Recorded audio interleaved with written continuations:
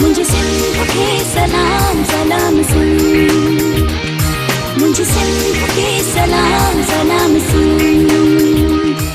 बिस्मिल्लाहिर्रहमानिर्रहीम, अस्सलाम वालेकुम, सुबह बख़ैर, गुड मॉर्निंग। असीं अवां जी ख़िदमत में हाज़िर थी चुका आहियूं। प्रोग्राम आहे तव्हांजो पंहिंजो, प्रोग्राम जो नालो आहे सलाम सिंध। मुंहिंजो नालो आहे इरशाद जागीरानी, मूंसां गॾु आहे साथी मेज़बान सैरिश भुट्टो। उम्मीद आहे तव्हां बिल्कुलु ठीकु ठाक हूंदो, ख़ैरियत सां, मज़े में, करार में, कुर्बाश हूंदो। जेकॾहिं न आहियो त पोइ दिलि सां दुआ कयूं था, अल्लाह कंदो।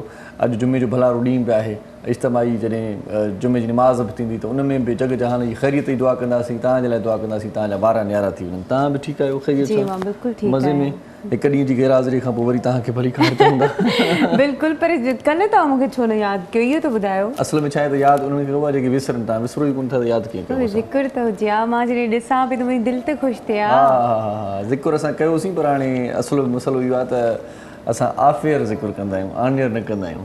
ॾाढी ग़लति ॻाल्हि आहे, मतिलबु सही आहे, सही आहे। तव्हां असांखे यादि आयो, ऐं तव्हां बि असांखे यादि आयो जेके असांखे ॾिसो पिया। अॼु बि असांजो प्रोग्राम ॾाढो सुठो थींदो, असांजो प्रोग्राम अॼु बि भलो थींदो। जुमे जो बाबरकत ॾींहुं आहे त सभ खां पहिरियां त हिकिड़ी ॻाल्हि त रब करीम जे आॾो जेकी माण्हू झुकिया, उन्हनि जे आॾो सॼी दुनिया झुकी पवंदी आहे। सची ॻाल्हि इहा अथव। तव्हां पंहिंजे रब करीम सां बाक़ाइदा मोहबत जो जेको इज़हार आहे उहो करे छॾींदा कयो। रब करीम खे ख़बर आहे त केरु माण्हू केतिरो इबादतुनि में मसरूफ़ आहे, केरु केतिरो चाहे थो, केरु इस्लाम जी ख़िदमत करे थो, केरु मुंहिंजो आहे, केरु मुंहिंजे ख़ल्क़ जी ख़िदमत करे थो। पर वरी बि रब करीम सां मोहबतुनि जो इज़हार ईअं रोई करे बि करे छॾींदा कयो, मुर्की करे बि करे छॾींदा कयो, के ॻाल्हियूं उन्हनि सां वंड बि कंदा कयो, ऐं के ॻाल्हियूं उन्हनि खे ॿुधाए बि छॾींदा कयो।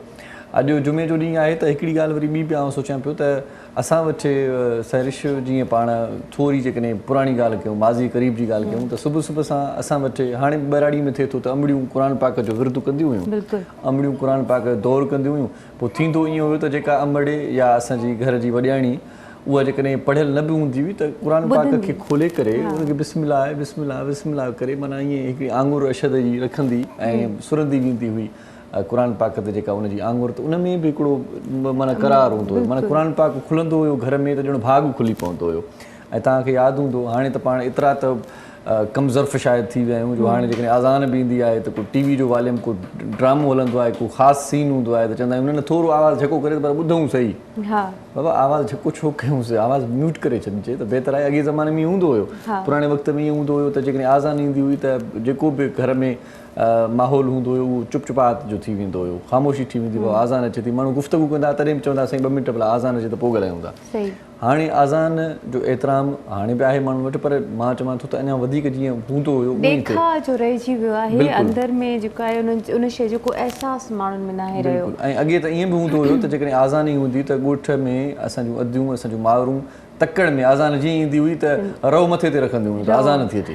रओ अगरि न मिलंदो त जेके बि कपिड़ो पियो हुजे उहो खणी करे उहो मथे ते रखंदियूं हुयूं तकड़ तकड़ में, त न आज़ान थी अचे पई, आज़ान थी मिले उन जे करे। ऐं ॻाल्हाइण जे टाइम में जॾहिं आज़ान अचे त फ़ौरन सां माण्हू चुप थी वेंदा हुआ त ॻाल्हि खे बाद में कंटिन्यू कंदासीं, पहिरियों आज़ान ॿुधी वठूं। उहो इहा ॻाल्हि आहे। हाणे इहा ॻाल्हि थोरी घटिजी वई आहे। सो महिरबानी करे जेकी पंहिंजूं शुरू वारियूं जेकी सुठियूं ॻाल्हियूं आहिनि न, इन्हनि ॻाल्हियुनि खे थोरो वरजायो, इन्हनि ॻाल्हियुनि खे थोरो वरी ॿीहर क़ुर पाक जी तिलावत कयो। क़ुर पाक पढ़ण सां दिलि खे चैन ईंदो आहे, दिलि खे करार ईंदो आहे। क़ुर पाक पाण बि पढ़ो ऐं पंहिंजनि ॿारनि खे बि पढ़ायो महिरबानी करे।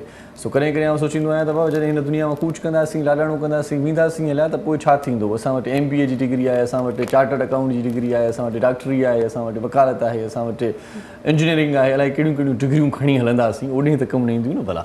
ओॾे जेका डिग्री हूंदी उहा हूंदी क़ुर पाक जी तालीम, ओॾे जेका डिग्री हूंदी उहा नमाज़ जी पाबंदी हूंदी, ओॾे जेका डिग्री हूंदी उहा तव्हां असां इंसानी जी जेका ख़िदमत करे हलंदासीं, उहे डिग्रियूं असांखे कमु ईंदियूं।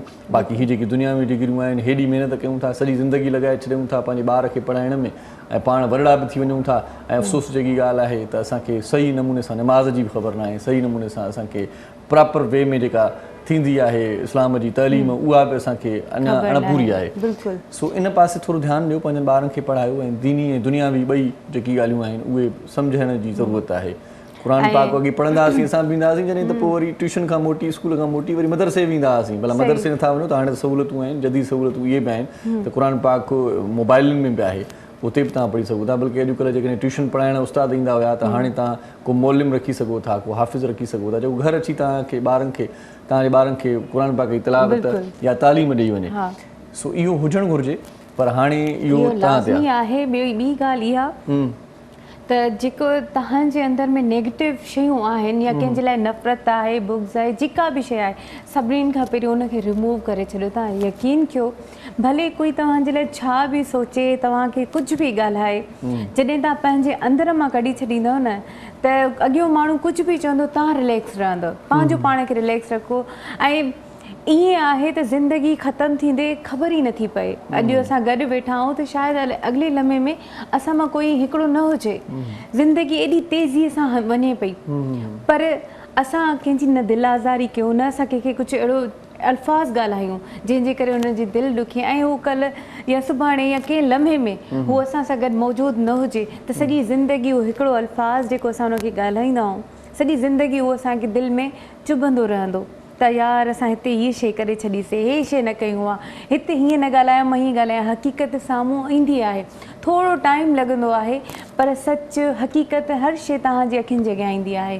त बसि मां एतिरो चवंदसि, इन्हनि शयुनि खे थोरो ॾिसो, ॿियो कुझु नथा करे सघो। अगरि तव्हां कंहिंजी मदद नथा करे सघो, घटि में घटि अल्फाज़नि सां कंहिंजी दिलि आज़ारी न कयो। सो बहरहाल ॻाल्हि इहा आहे त क़ुर पाक जो ज़िक्र निकितो आहे ऐं मुहबतुनि जो ज़िक्र निकितो आहे पंहिंजे रब करीम सां। त अॼु जेका प्रोग्राम जी असांजी तरतीब आहे उहा थोरी डिफरेंट आहे। अॼु असां थोरो चेंज कयो आहे पंहिंजे प्रोग्राम खे, छो त असांजो प्रोग्राम हूअं बि ॾाढो सुठो रहंदो आहे, पर असां बहितर खां बहितर करण जी कोशिशि कंदा आहियूं। खोड़ सारनि महिरबाननि जी कॾहिं कॾहिं इहा ख़्वाहिश बि हूंदी आहे त असांजे प्रोग्राम में जुमे जे बाबरकत ॾींहं ते का नाते रसूल मक़बूल सल्लल्लाहु अलैहि वसल्लम ॿुधाई वञे, कॾहिं असांजे प्रोग्राम में तलावत कलाम पाक जो बि मज़ो वठिजे ऐं दिलि खे मुनवर कजे, दिलि खे रोशन कजे, पंहिंजे हवासनि खे रोशन कजे, पंहिंजे ख़्यालनि खे रोशन कजे, पंहिंजूं सोचूं मुस्बत कजनि। छो न रब करीम सां इन नमूने सां मोहबतुनि जो इज़हार कजे। असांजे अॼोके प्रोग्राम में जेके मोज़िज़ महिमान आहिनि उहे ॾाढा वणंदड़ महिमान आहिनि, ॾाढा भला महिमान आहिनि।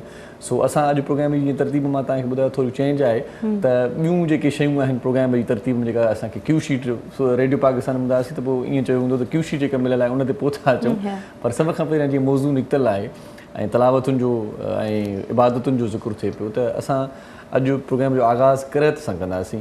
सो इन जे लाइ असां अॼु हिकिड़ी नंढड़े नीगर खे बि असां पंहिंजे प्रोग्राम में दावत ॾिनी आहे। ॾाढो सुठो हुनजो आवाज़ु आहे, रसदार चसदार मज़ेदार आवाज़ु आहे ऐं जॾहिं तलावत कलाम पाक करे थो त मन मोहिजी वञे थो, असांजी दिलि कंहिं ॿिए कैफ़ में हली वञे थी ऐं असां कुर्बतुनि में असां मोहबतुनि में गिरफ़्तार थी वञूं था। सो असां भलीकार चऊं था। असां सां गॾु आहे हाफ़िज़ ज़हीर हुसैन ऐं उनजो वालिद साहिब बि असां सां गॾु आहे। ॿिन्ही खे असां सभ खां पहिरियां त भलीकार चऊं था। साईं कीअं आहियो? ठीकु आहियो साईं? वॾी महिरबानी, तव्हां असांजे प्रोग्राम में आयो ऐं हाफ़िज़ ज़हीर हुसैन बि असां सां गॾु आहे। सो हाफ़िज़ साहिब खे तव्हां गुज़ारिश कयो असांजे तरफ़ां त सभ खां पहिरियां त तलावत कलाम पाक क़िरात असांखे करे असांजे प्रोग्राम में क़िरात शामिलु हुजे त जीअं असांजे प्रोग्राम खे बि चार चंड लॻनि ऐं असांजो प्रोग्राम बि सुहिणो थी पए। أعوذ بالله من الشيطان الرجيم سورة الفاتحة مكية بسم الله الرحمن الرحيم الحمد لله رب العالمين الرحمن الرحيم مالك يوم الدين إياك نعبد وإياك نستعين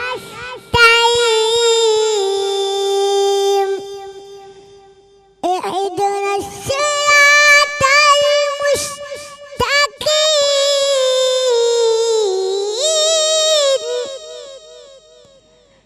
صراط الذين أنعمت عليهم غير المغضوب عليهم ولا الضالين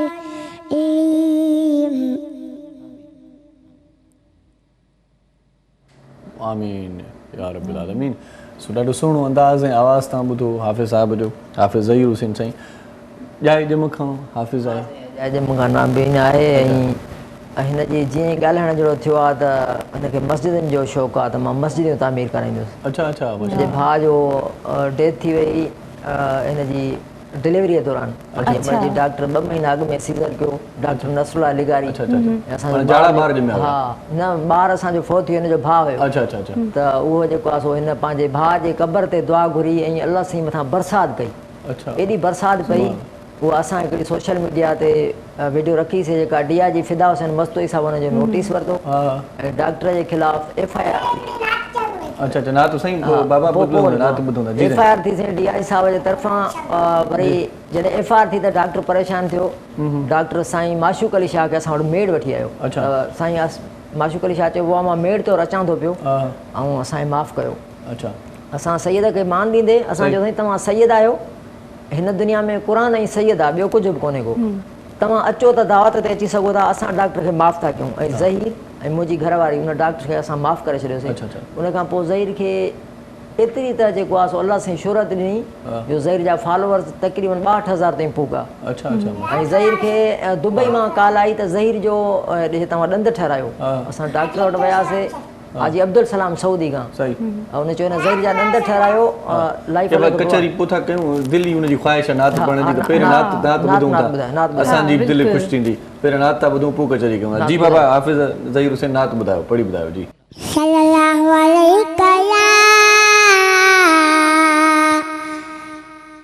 या रसूल अल्लाह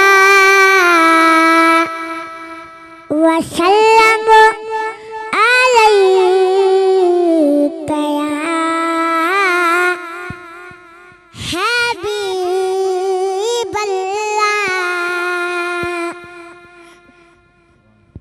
हाथ मत करे सुभान अल्लाह मैं कब्र अंधेरे में घबराऊंगा जब तन्हा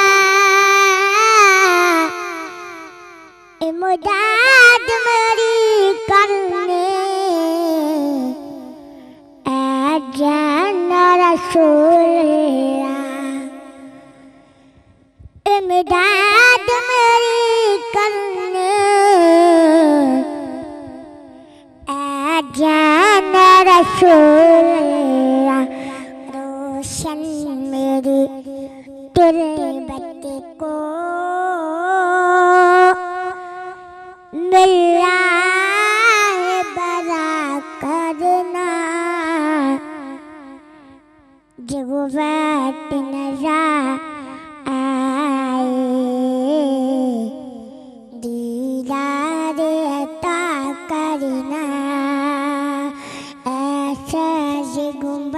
वाले मंजूर दुआ करना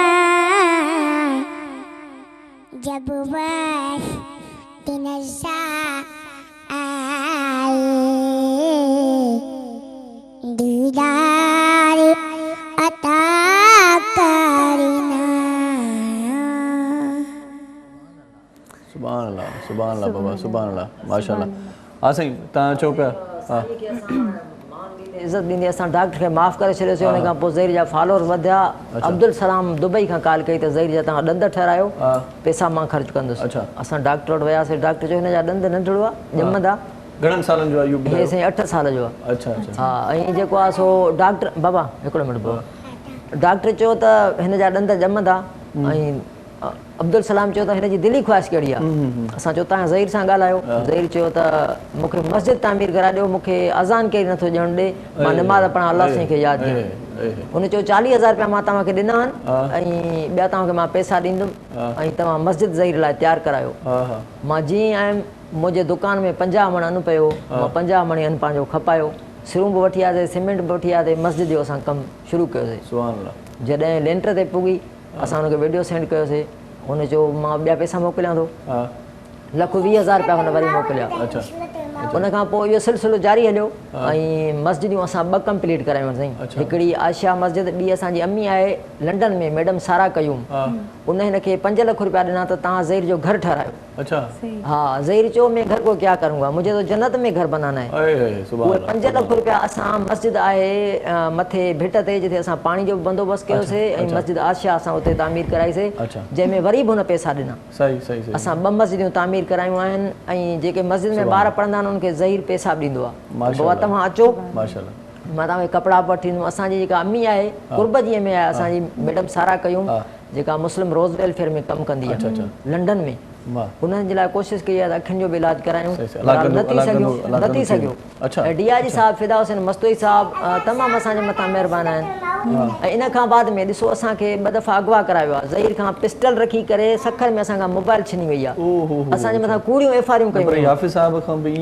ॾिसो साईं, असांजे मथां कूड़ी FIR थी, मूंखे राति जो 1 बजे पुलिस गिरफ़्तार कयो ऐं राति जो 2 बजे ज़हीर DIG साहिबु मस्तोई साहिब खे फ़ोन कई ऐं DIG मस्तोई साहिबु उहो SP खे हटाए छॾियो ऐं SHO मूंखे जज साम्हूं पेश कयो। जज साहिबु ठरी मीरवा, उन रिमांड न वरितो 14 ॾींहंनि जो ऐं हुन चयो तोसां पुलिस विड़ी आहे। मुंहिंजो हा, उन्हनि जेको आहे पुलिस सबबु इहो कूड़ी FIR हुई जेका SP साहिबु ख़ारिज करे छॾी। मुखालिफ़ जेके रुकावटूं विझनि था, हिकिड़ी मस्जिद ते कब्ज़ो आहे असांजी ते साईं, जिन ते तावीज़नि जो कारोबार पियो हले। बहरहाल असांखे अम्मी चवंदी आहे हम मस्जिदें बनाते हैं अल्लाह की रज़ा के लिए, मर जाए तो जन्नत मिले। बसि असांजो इहो ई सिलसिलो आहे त 5 मस्जिदूं जेको ज़हीर जी दिली ख्वाहिश आहे उहा पूरी थिए। इंसान मरी वेंदो खाली हथ कुझु न खणींदो साईं। इंशाअल्लाह नात पढ़ंदो, कहिड़ी नात पढ़ंदो? सूरत अल-माऊन ॿुधायो। हलो बाबा ॿुधायो बिस्मिल्लाह। केॾो शौक़ु आहे माशाअल्लाह, सुभान अल्लाह। सूरत अल-माऊन मक्किया बिस्मिल्लाहिर्रहमानिर्रहीम अरअयतल लज़ी युकज़्ज़िबु बिद्दीन फज़ालिकल लज़ी यदुल यतीम वला यहुद्दु अला ताबिल मिस्कीन फवैलुल लिलमुसल्लीन अल्लज़ीना हुम अन सलातिहिम साहून।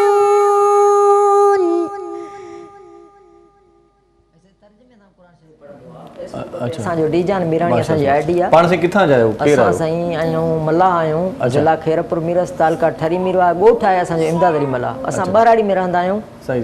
ऐं बसि असां मां पाण मुजाहिद फ़रोज़ में मुंहिंजी नौकिरी हुई, असां छॾिया। असांजे घर खे मुंहिंजो भाउ आहे उहो हलाईंदो आहे, असां दीन जे कम जे कढ आहियूं। अल्लाह साईं तव्हांजी मदद कंदो ऐं जेको कमु तव्हां खणी निकिता आहियो असांजूं नेक कमनि में ख़्वाहिशूं ऐं खोड़ सारी दुआऊं बि तव्हां सां गॾु। तव्हांजी वॾी महिरबानी, तव्हां असांजे प्रोग्राम में आयो। सो नाज़रीन, असां हिते वठूं था हिकु नंढड़ी साही, मोटी ईंदासीं त प्रोग्राम जी जेका मामूली तरतीब आहे उन तरफ़ वधंदासीं। जी बिल्कुलु, सो केॾा न वञिजो, ॾिसंदा रहो सलाम सिंध। मुझे सिंध के सलाम सलाम सिंध, मुझे सिंध के सलाम सलाम सिंध, मुझे सिंध के सलाम सलाम सिंध, मुझे सिंध के सलाम सलाम सिंध। जी welcome back after commercial break. नंढी साई वती सी मोटी आयासीं तव्हांजी ख़िदमत में हाज़िर थी वियासीं। जुमे जो बाबरकत ॾींहुं ऐं आगाज़ असां ॾाढो सुठो कयोसीं तलावत कलाम पाक सां, नाते रसूल मक़बूल सल्लल्लाहु अलैहि वसल्लम ॿुधण जी सआदत माणीसीं। यकीनन तव्हांखे बि मज़ो आयो हूंदो, यकीनन तव्हांजी दिलि बि मुनवर थी हूंदी। हिन वक़्तु प्रोग्राम जी तरतीब खे पाण अॻिते वधायूं था, मामूल मोछ मोटी अचूं था। अॼु असांजे प्रोग्राम में जेकी मुअज़्ज़िज़ महिमान आहिनि उहे बि कम वारा काराइती कचहरी करण वारा आहिनि। सो तव्हां अॼोके प्रोग्राम में टेलीफोन बि करे सघो था। जी बिल्कुलु, फ़ोन करे सघो था ऐं जेकी असां वटि गेस्ट मौजूदु आहिनि तव्हां उन्हनि खां सवाल पुछी सघो था। अगरि तव्हांखे कोई कंफ्यूजन हुजे या तव्हांखे कोई एडवाइस वठणी हुजे त असां वेठा आहियूं।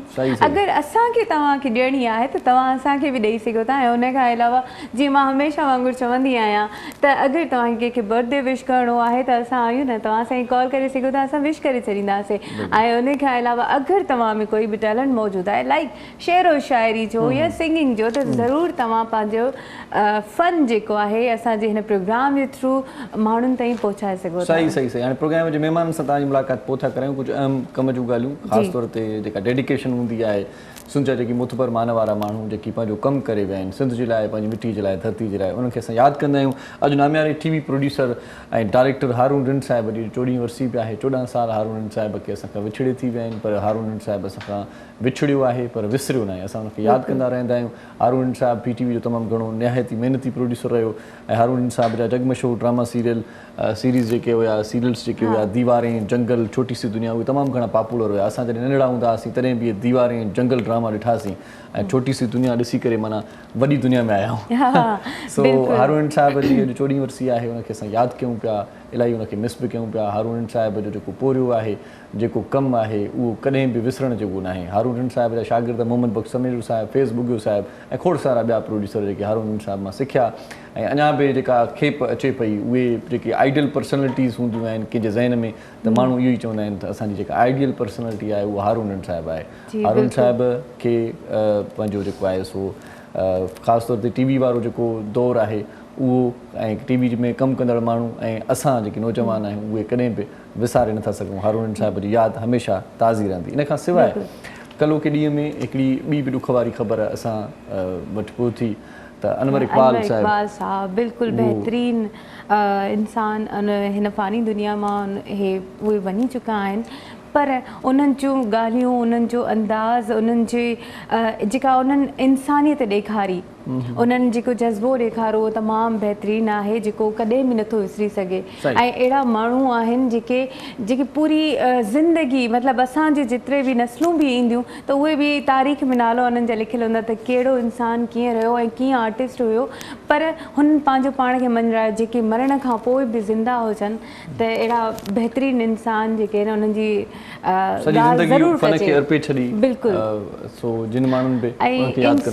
इंसानियत उन्हनि में एतिरी जो हो, अॻियां कोई बि आर्टिस्ट हुजे या कोई बि अहिड़ो माण्हू हुजे जेको तकलीफ़ में हुजे, कंहिंखे ख़बर बि न पवंदी उन्हनि जी उहे मदद करे छॾींदा। ऐं आख़िरी लम्हनि में उहे बेहद बीमार थी पिया हुआ, तंहिंजे करे हुननि जो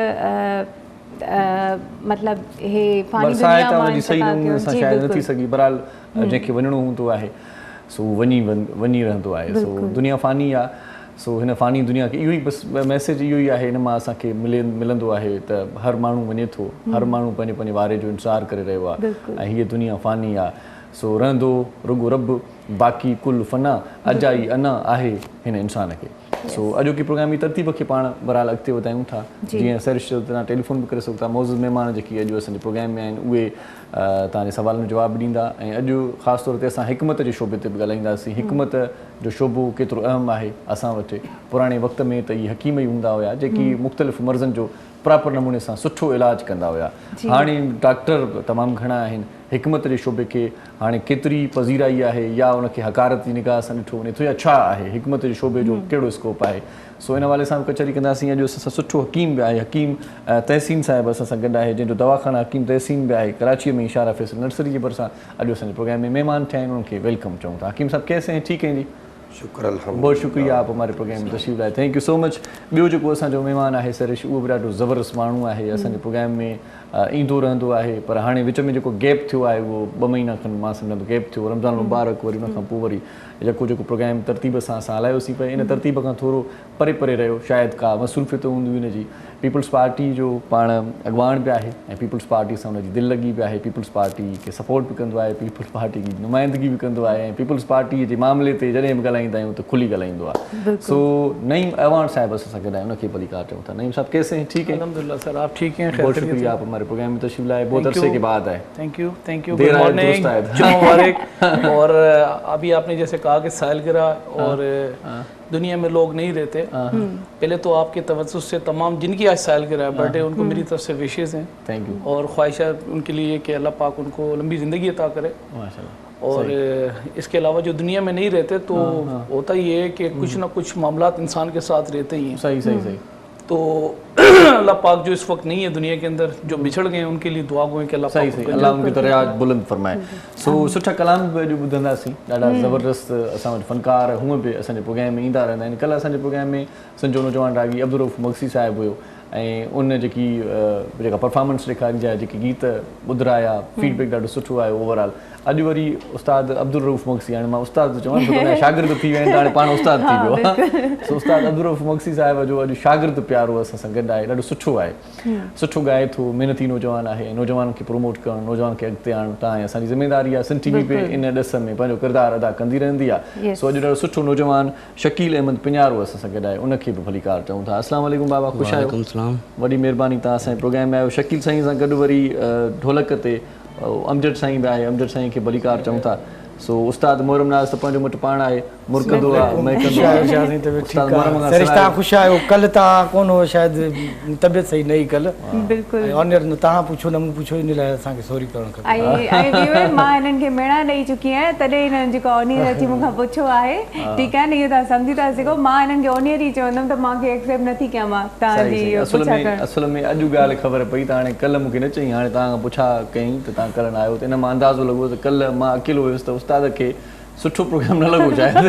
न इहो फ़र्क़ु पए थो, ज़ाहिरी ॻाल्हि आहे. न मां हिननि खे यादि ई न हुयसि. मां जीअं आयसि त मां मेकअप रूम में अदा खे चयो, मां अदा तव्हां मुंहिंजो ज़िक्र न कयो, मां तव्हांखे यादि कंदी आहियां प्रोग्राम में. पर हाणे मेन त आहे पंहिंजो होस्ट हूंदो आहे जो प्रोग्राम सॼो वठी हलंदो आहे. असांजे प्रोग्राम जो हिसो आयो. कल्ह मूड माइक न हुई. इरशाद सां त थींदा, मतिलबु छा चइबो आहे, ॿ पाणी कंदासीं. वाह वाह वाह, हिकु कहाणी पोइ हाज़ुर आहे जागीराणी. सो बहरहाल प्रोग्राम में जहिड़ा बि पंहिंजा कंदा रहंदासीं, आफेयर बि कुझु जहिड़ा कंदासीं. पंहिंजनि खे इहो असां चई था सघूं न, पर महिमाननि जे साम्हूं एॾा जहिड़ा न कयो, चवंदा सॼो ॾींहुं पंहिंजे घर में ई भंडणो त न लाया. सलीम साहब कहाँ थे मसरूफ़, ये कश्मीर पता नहीं कहाँ चले गए थे आप, कोई इलेक्शन के सिलसिले में गए थे, वर्किंग थी शायद? बस जो पार्टी के जो काम होते हैं, जो रिस्पॉन्सिबिलिटी पार्टी देती है, कोशिश करते हैं कि वो पूरी करें. कश्मीर इलेक्शन आपको पता है कि अभी होने वाले हैं, इसका शेड्यूल आ गया है और जो है वो नेक्स्ट मंथ की 25 जुलाई को जो है उसकी इलेक्शन है, बल्कि इसी महीने की 25 जुलाई को. अच्छा. तो उसकी कोई मसरूफियात थी, वहाँ जो कैंडिडेट थे उनको सॉर्ट आउट करना और जिसकी अच्छी रेपुटेशन है उनको जो है वो देखना. तो उस मसरूफियात के अंदर जो है वो टेंशन थी. फिर अभी कैंटोनमेंट के इलेक्शन का भी शेड्यूल आ गया है, तो उसके मुतालिक जो है वो आप यहाँ आ गए, यहाँ से फिर चले जाएंगे 9 जुलाई. क्या समझते हैं फिर, एक जरदारी सब पे भारी? हाँ जी, इंशाल्लाह ताला. कश्मीर गिलगित मैंने विज़िट किया और वहाँ कश्मीर के जो लोग हैं, क्योंकि पाकिस्तान पीपल्स पार्टी है ही उन लोगों की जमात जो चिंची, रक्षा, पतारे वाला, छोटी दुकान वाला, आम इंसान की जमात है. क्योंकि जब बात आती है किसी पार्टी की, तो जब तहरीक इंसाफ की बात आती है तो वीगो गाड़ी, रीवो गाड़ी, जब नून लीग की बात आती है तो एक बड़ी गाड़ी, और एमकेएम की बात आती है तो 125, जब पाकिस्तान पीपल्स पार्टी की बात आती है तो पतारा, गली, गरीब आदमी. तो वहाँ लोगों के लिए भी एक जो उनके लिए कॉन्सेप्ट है. और वाकई में जो वहाँ कश्मीर में जो काम हुए हैं, रोडों के जाल बिछे हैं, अस्पताल बने कश्मीर में, और इसी तरीके से वहाँ जो यूनिवर्सिटीज़ बनी है, कॉलेजेस बनी है, और जितना लोगों को रिलैक्सेशन मिला है, तो इंशाल्लाह ताला आने वाले जो इलेक्शन है उसमें पाकिस्तान पीपल्स पार्टी एक अक्सरियत लेगी वहाँ कश्मीर के अंदर. सही सही सही. हकीम साहब, दवाखाना में मसरूफ़ होते हैं, क्या आजकल कोई नया तजुर्बा किया है या नहीं किया? कोरोना की वैक्सीन बना रहे हैं कोई? माशाल्लाह. मैं सबसे पहले तो पहली बार इत्तेफाक हुआ आप लोगों की मीटिंग में. सही सही. इंतहाई खुशी हुई इस बात की कि जो साहब का कराची के हवाले से, हुक्मरानों के हवाले से, मुल्की लेवल पे, मैं भी एक कम 70 साल में पॉलिटिकल माइंड का आदमी हूँ, जा रहा हूँ. अच्छा अच्छा.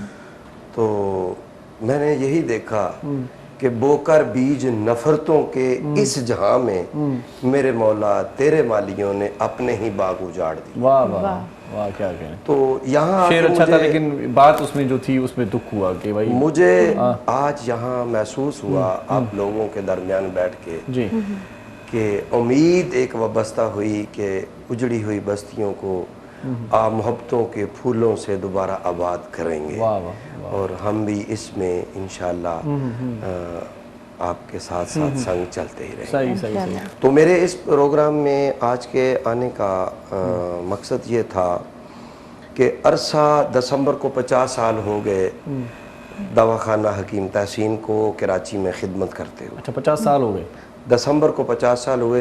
अच्छा। ये निज़ाम लस्सी वाले के पास, इसके बाद KFC और बाद में ब्लू रिबन बेकरी के पास, अब दोबारा फिर ये जो दिल्ली स्वीट के साथ निज़ाम लस्सी वाले के करीब हमारा सेंटर अच्छा मौजूद है। अच्छा। खिदमत में हमारा हर्बल का सिस्टम है। हर्बल में नेचरली चीज़ें हैं, मीरपुर, डडियाल, नक्याल, चकसवारी, हरीपुर, ज़ारा, ये इधर एबटाबाद, मानसरा, छिनक्यारी तक मैं जाके नेचरली चीज़ें मैं लाता हूँ। अच्छा अच्छा। इंसानी खिदमत के लिए इबादत समझ के मेरा जज्बा है। माशाल्लाह माशाल्लाह। तो इसमें मुख्तलिफ मेरे हर तरह के कोर्सेज हैं। अच्छा। जो घर बैठे डिलीवरी भी मिल जाती है। अच्छा। पार्ट्स ऑफ बॉडी में मालिक ने तौफीक दी है कि मैं इसको अच्छी तरीके से माहिर नवाज हूँ। अच्छा। तो सातवीं पुश्त में तबीब हूँ, ख़ानदानी पेशा है। अच्छा अच्छा। ये जो 50 साल का सफ़र आपने बताया, 50 साल से आप 50 साल से हमारा ये अदारा खिदमत कर रहा है। अच्छा। तो इसमें साइड इफ़ेक्ट नहीं होता। अच्छा। मेन चीज़ होती है। अच्छा। नेचरली चीज़ें होती हैं। तो मैंने मुनफरद चीज़ जो की है, जो आज के प्रोग्राम में देना चाह रहा हूँ, वो इलाज बिल ग़िज़ा के हवाले से। अच्छा।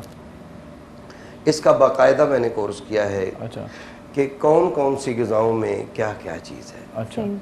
मेरी माएँ, मेरी बहनें बेटियों को जहेज़ देकर रुखसत करती हैं बड़ी खुशी से। सही। इनमें एक जहेज़ ये भी इन्हें देना चाहिए कि जाके दूसरे घरों में जब जहाँ जहाँ इनके नसीब हैं, ये घर रखने वाली चीज़ नहीं है, तो वहाँ जाके किचन को संभालना बहुत ज़रूरी पहला सब्जेक्ट होता है। सही सही। जो बहुत CA करके यूनिवर्सिटियों में पढ़ के किचन से फारग हो जाती हैं, सही सही सही, कभी करीब नहीं लाती, उनको भी झिड़कियाँ पड़ती हैं, तो सीखना पड़ता है, KG का कायदा पढ़ना। सही सही सही। तो इसके साथ साथ इलाज बिल ग़िज़ा में हर किसी की ज़रूरत है, हर घर की ज़रूरत है कि ग़िज़ाओं के बारे में मालूम होना चाहिए। तो मैं एक आज देना चाह रहा हूँ चार्ट। हर किचन में घर का दवाखाना, तमाम वो तरकारियाँ जो काटने तराशने के बाद स्याही माहिल। अच्छा, किचन और घर के दवाखाने पे बाद में बात करते हैं, क्योंकि तफसीली गुफ्तगू लग रही है मुझे, क्योंकि तफसीलन आप बताएंगे। सबसे पहले एक अच्छा सा सॉन्ग सुनवाते हैं आपको, कलाम सुनवाएं दें आपको। जी माशाल्लाह। आप गुलकार हमारे साथ नौजवान शकील अहमद पिंजारो हैं। सो नईम साहब, आपकी दिल की ख्वाहिश भी यही थी मेरे ख्याल से। तो चलें जी, शकील साहब को सुनते हैं। वाह वाह करो वाह।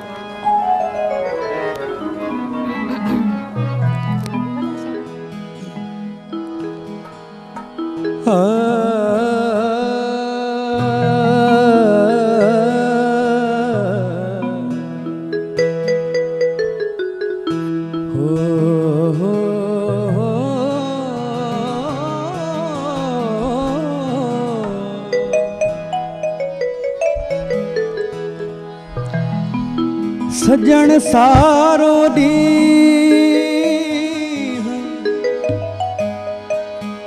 सजन सारो दी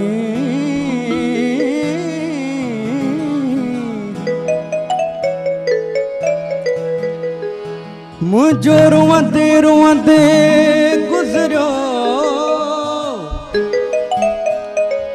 अखिन मझा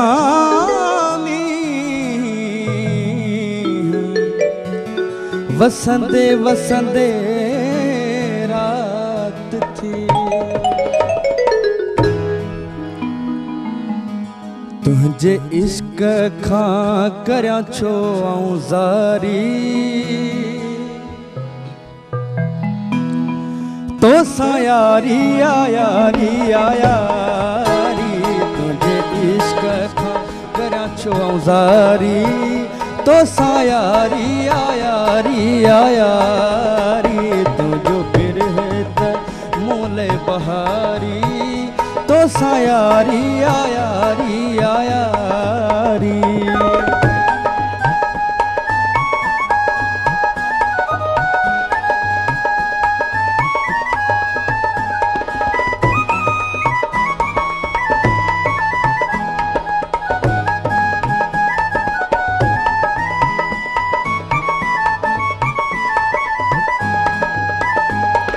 कर तू जफ़ा भली कर तू जफ़ा तुझी जोरो जफ़ा सां प्यार अथम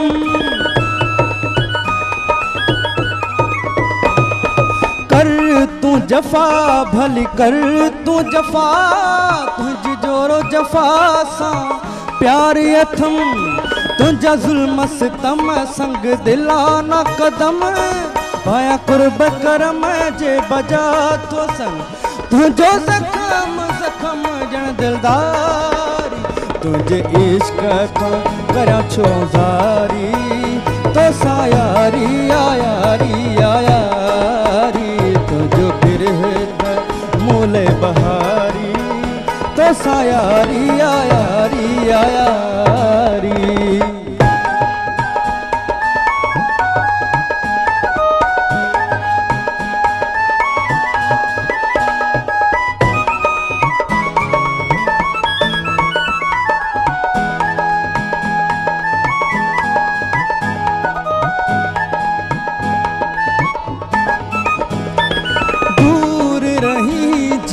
नफूर रही जे मुरों तो मगरूर रही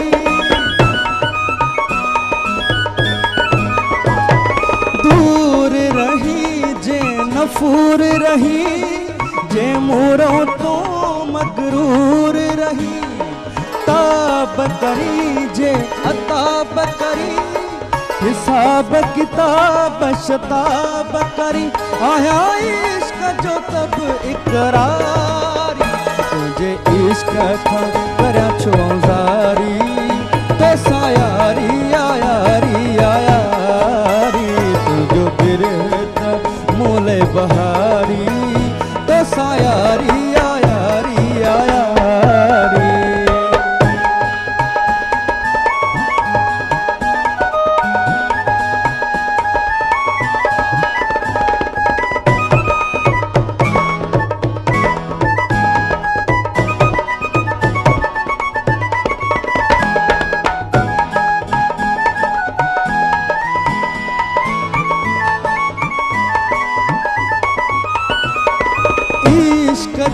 सिर्फ मैदान में आऊं तुझो शरीक शान आया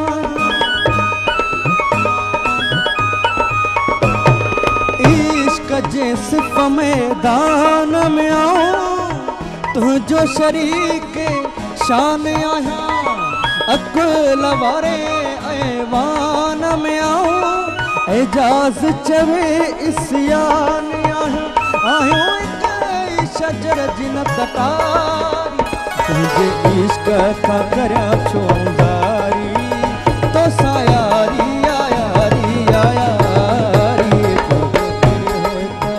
मोले बहारी तो सा यारी यारी यारी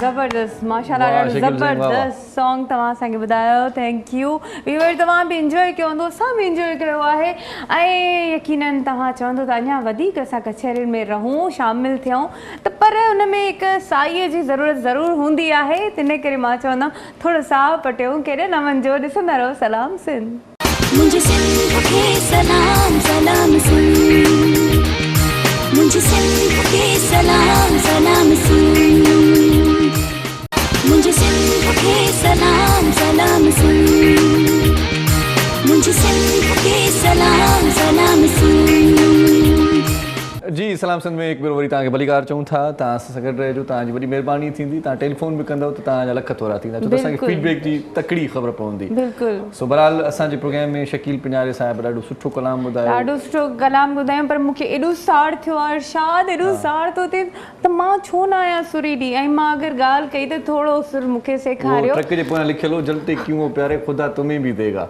सो तव्हांखे बि सुर अची वेंदो अलाह ॾींदो तव्हां सड़ो छो था अलाए कॾहिं ईंदो उस्ताद मां में गुज़ारिश कयूं था उस्ताद साईं माना इहो वो माना काद शइ हुजे साईं माण्हू चंड ते पुॼी विया ॻाइण कहिड़ो मसइलो आहे माण्हू महिनत कंदो बिल्कुलु अची ईंदो माण्हू चंड ते पहुची विया ॻाइण मसइलो न आहे पर मुंहिंजे लाइ त वॾो मसइलो आहे को मसइलो न आहे हिन मसइले खे हल कयूं था प्रोग्राम खां पोइ ॾिसूं था छा थो थिए सो हिकिड़ो असां सां कॉलर बि आहे जी हेलो अस्सलाम वालेकुम जी वालेकुम सलाम, खुश आहियो न आप ही? बिल्कुलु ठीकु। अदी तव्हांजो नालो, तव्हां किथां कॉल कई आहे? मां अनीता ॻाल्हायां थी, कराची नीलम कॉलोनी सां। माशाल्लाह। अदी कीअं आहियो, ठीकु आहियो? हा मां ठीकु आहियां। मां ॾिसी न सघंदी आहियां, ॿुधंदी आहियां तव्हांजा प्रोग्राम, पर असांजो इहो मसइलो आहे त सिंध टीवी वारा कटिंग टावर लॻाइनि था, छा कजे? अच्छा, इहो कटिंग टावर वरी लॻाइनि था, इहो माना सही न आहे, माना इहो इन्हनि सां जहिड़ो थींदो न आहे न।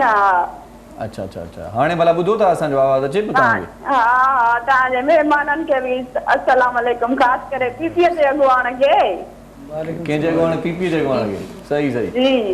पोइ हाणे तव्हां छा चवंदो? जीए भुट्टो? जीए भुट्टो। जीए भुट्टो सदा थिए बसि। सदा थिए। सो मां तव्हांखे अॼु तक गानो थी ॿुधायां, शमन मीरानीअ जो जेको असांजे तव्हांजे चैनल सिंध टीवीअ ते ओनियर आहे। वाह वाह, दी ॿुधायो। ईंदो सजण साईं अला मुंहिंजो ईंदो ढोलण साईं, ईंदो सजण साईं, ईंदो सजण साईं, मुंहिंजो ईंदो ढोलण साईं, ईंदो सजण साईं अला मुंहिंजो ईंदो ढोलण साईं। वाह वाह वाह वाह। उते अद लतीफ़ जो हादी हथ जलींदो, उते अद लतीफ़ जो हादी हथ जलींदो, ईंदो सजण साईं अला मुंहिंजो ईंदो ढोलण साईं। वाह वाह, ज़बरदस्त, माशाल्लाह, थैंक यू।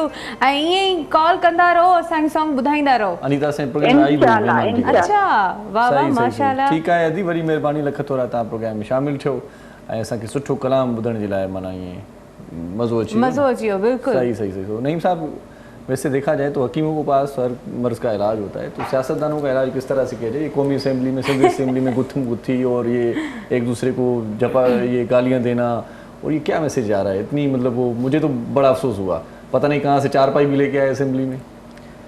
असल में 73 साल से हमारे बड़े जो दुनिया में नहीं रहे, उसके बड़े जो दुनिया में नहीं रहे, और आगे जाके हम भी नहीं रहेंगे। एक बात तो मेंबरान को देखा आपने किस तरह से वो दीवार, मतलब वो जो मेन दरवाजा था उसको छलांग के आ रहे थे, तो वो 73 साल से हम भी नहीं रहेंगे आगे जाके। तो एक तो बात हम हमेशा सुनते आ रहे हैं कि पाकिस्तान निहायत ही नाजुक हालात से गुजर रहा है।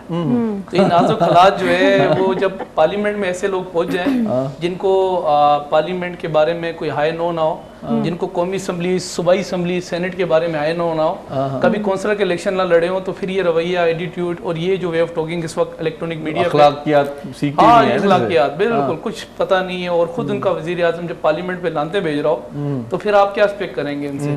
तो इस वक्त जो कौमी असम्बली के अंदर, मैं खुद परसों सेशन के अंदर मौजूद था, बजट था इनका, वफाकी बजट, और वफाकी बजट के अंदर मेरा 1 बजे वहाँ आना हुआ था। उस वक्त क़यादत भी हमारी मौजूद थी। 1 से 3 बजे तक इनके जो MNAs थे वो नहीं आए थे। अच्छा अच्छा। और स्पीकर साहब जो है वो वोटिंग करा रहे थे कि इस वक्त अपोजिशन जो है उनकी भी कर लें कैलकुलेशन और अपोजिशन की करें। तो मुराद से ही सब पकड़ के जो है वो लॉजिस्ट में से लेकर आ रहे थे। खुदा के लिए पार्लियामेंट में पहुंचो, कौमी असम्बली पहुंचो, नेशनल असम्बली में पहुंचो, ताकि हम वोट कास्ट कर सकें और बताएं कि बजट पास करा सकें। ये इनकी सूरत हाल है, और यही रवैया आप यहाँ सूबाई असम्बली के अंदर भी यही है। कभी कौंसलर का इलेक्शन नहीं लड़े। इनसे पूछो कि आप किस इलाके के, मतलब कौन से PS के आप MP हो, तो आपको एक गली का नाम बताएंगे, बाकी इनको नहीं पता कि कौन से। तो यहाँ सूरत हाल ये है कि सूबाई असम्बली के अंदर जो आपने देखा, सूबाई असम्बली में अगर पाकिस्तान पीपल्स पार्टी का कोई MP अगर कोई वायलेशन करता है, तो जैसे SOPs दी गई हैं कोरोना वायरस की कि हैंड सैनिटाइजर इस्तेमाल करें, आप मास्क इस्तेमाल करें, ग्लव्स इस्तेमाल करें, तो ऐसे एक SOPs है कौमी असम्बली की या सूबाई असम्बली की, को वायलेशन करता है तो उसके लिए ये है कि उसको नोटिस जारी कर दी जाता है। जब तक वो जस्टिफाई नहीं करता सूबाई असम्बली में एंटर नहीं हो सकता। सही बात है। अच्छा, यही पाबंदियां पाकिस्तान पीपल्स पार्टी के लिए भी, यही MKM के लिए भी, जिनका स्टेक है वही तहरीक इंसाफ के लिए भी। एक शख्स के ऊपर पाबंदी लगी और उसने आगे वो दरवाजे पे जो उल्लड़बाजी की, और एक नहीं की, फिर सब इकट्ठे हुए और उस पर फिर ताला लगाना पड़ा। और ताला लगाने के अंदर कल मैं एक शो के अंदर था और ये बात हो रही थी कि सबको आपने बाहर निकाल दिया। सिर्फ तरीके इंसाफ को नहीं निकाला, बाहर निकाला एक को था। हालांकि उसने जस्टिफिकेशन देनी थी, बजाय जस्टिफिकेशन देने के और वही रवैया रखा जो साबका इलेक्शन के अंदर अली मादिल शेख ने किया था। उसमें पाकिस्तान पीपल्स पार्टी के MP भी बाहर, तो बात ये वही सारे MP भी बाहर। तो ये जो इस वक्त अली मादिल भी हैरान कुन बातें करता है कभी कभार। वो उसका बयान आया था कि नासिर शाह मुझे बाहर लेके गए गुफ्तगू में महव रखा और बजट मंजूर हो गई, मुझे पता ही नहीं चला। भाई ये क्या बात हुई? बस वो असल में उनका बेसिकली ऑब्जेक्टिव इस मुल्क की खिदमत करना नहीं है। हालांकि सियासत जो है वो खिदमत का नाम है, इबादत का नाम है। सियासत को इस तरीके से उन्होंने जो है वो खतकन लगाया है कि आज इस सियासत की जब बात आती है तो लोग यकीन करें कि हैरान परेशान हो जाते हैं। 25 जुलाई को लोग एक्सपेक्ट करते थे 2018 के इलेक्शन के बाद कि शायद इस मुल्क की तकदीर से जो कि सुनामी आएगा, फिर कौम ने देखा सुनामी आया। ये जितने लोटे से दीगर जमातों में इन्होंने इनसे इकट्ठा किया, उस लोटे से पानी भरा, और ये तमाम तकरीबन जो है ना इस वक्त 80% जमात दूसरी जमातों के आए हुए लोटे वो सुनामी लेकर आए इस मुल्क के अंदर। कमाल ये कि इनका मोटो ये था कि हम आएंगे करप्शन इस मुल्क से खत्म करेंगे, 4 करप्शन इस मुल्क में बढ़ा दी, हम बेरोजगारी खत्म करेंगे, 1 करोड़ 18 लाख बेरोजगार कर दिए, हम इस मुल्क के अंदर महंगाई खत्म करेंगे। हालत 47 रुपए की चीनी दी थी 115 पे ले जाके खड़ी कर दी, 8 रुपए बिजली यूनिट दिया था 23 पे ले जाके खड़ा कर दिया। पेट्रोल 2 रुपए महंगा हो गया कल से, पेट्रोल अदवाद महंगी कर दी, अदवाद महंगी कर दी, सीमेंट महंगा कर दिया, बजरी महंगी कर दी, दालें महंगी कर दी, चिकन से लेकर अभी आज से 4 महीने पहले आप पीछे जाएं तो इस पहली दफा मुल्क में ऐसा हुआ कि मुर्गी के रेट और अंडों के रेट एक थे। 220 रुपए अंडे और 220 रुपए किलो मुर्गी मिल रही थी। फिर वही मुर्गी शूट की 550 गई, 600 पे चली गई। तो होता ये है कि कोई भी पार्टी जब आती है तो वो किसी मंशूर के साथ आती है। ये जो 90 डेज होते हैं ना, 90 डेज किसी भी पार्टी का मेन जो उनका क्राइटेरिया तो फुलफिल कर रहा होता है, किसी भी मुल्क के अंदर अभी आता है। इनका 90 दिन का अभी मैं कुछ सवाल इनसे करूं तो ये आगे से हाइपर हो जाते हैं। इन्होंने गवर्नर हाउस गिराना था, लाइब्रेरी बनाना था, पीएम हाउस को गिराना था, यूनिवर्सिटी बनाना था, 90 दिन के इनके प्लान थे। अब वो यूनिवर्सिटी जो बनाना था उसमें हम देख रहे हैं जो इन्होंने यहाँ इस मुल्क को कट्टे जो दिए थे ना मंसूबे, कटालॉजी की डिग्री वहां से लोग ले रहे हैं, वहां से जो है वो अंडालॉजी की डिग्री ले रहे हैं, वहां से जो है वो मंशियात जो इन्होंने कास्ट करनी थी, भंग जो है इस मुल्क को मंसूबे दिए थे, भंगलोजी के वहाँ जो है वो लोजी की डिग्री वहाँ से लेंगे, फिर जैतून के तेल से इस मुल्क की मैशत उठा रहे थे, जैतून लोजी की वहाँ से डिग्री वहाँ से वो लोग लेंगे, फिर वहाँ जो है वो फला प्रोजेक्ट हमने, मतलब इनकी मुल्क के अंदर कोई टेंशन ही नहीं है। ये मुल्क इनको जब दिया गया था इनके हाथ के अंदर,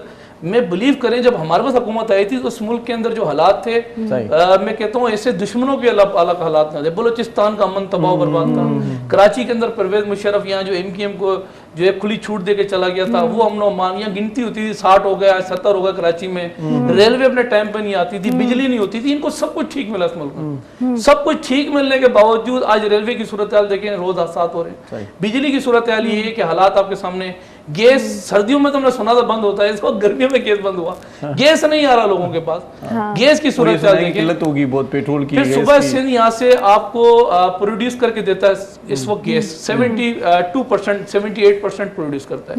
हालत ये है कि सूरत हाल ये है कि यहाँ आज हमें ना मायदे के तहत गैस देते हैं, ना मायदे के तहत बिजली देते हैं, ना मायदे के तहत जो है पानी देते हैं। ये 3 वसाइल हैं जो हर आदमी की जरूरत है। और सूरत हाल यहाँ क्या है, यहाँ साजिशें क्या करते हैं, कभी आते हैं हमारे यहाँ अस्पताल कब्जा करने की कोशिश करते हैं, वो अस्पताल जिसकी हमने कभी डिस्प्रिन की गोली के पेशेंट से नहीं मांगे, कभी जिना अस्पताल, कभी कार्डियो, कभी सिविल अस्पताल हमले करते हैं, कभी आते हैं जजीरों पे हमले करते हैं, कभी आते हैं स्टील मिल के लोगों को बेरोजगार करते हैं, कभी उठाते हैं PIE के मुलाजमीन को, PIE के ऑफिस को इस्लामाबाद ले जाने की कोशिश करते हैं। ये साजिशें जब तक इस मुल्क के अंदर चलती रहेंगी तो फिर हालात वही बनेंगे जो इस वक्त सूबाई असेंबली के अंदर बने हुए, जो कौमी असेंबली के अंदर। वैसे नहीं भाई, आप पीपल्स पार्टी से मुंसलिक है माशाल्लाह, तो पीपल्स पार्टी से मुंसलिक अरकान असेंबली से भी आपकी मुलाकात होती रहेगी और होती होगी, होती रहती है।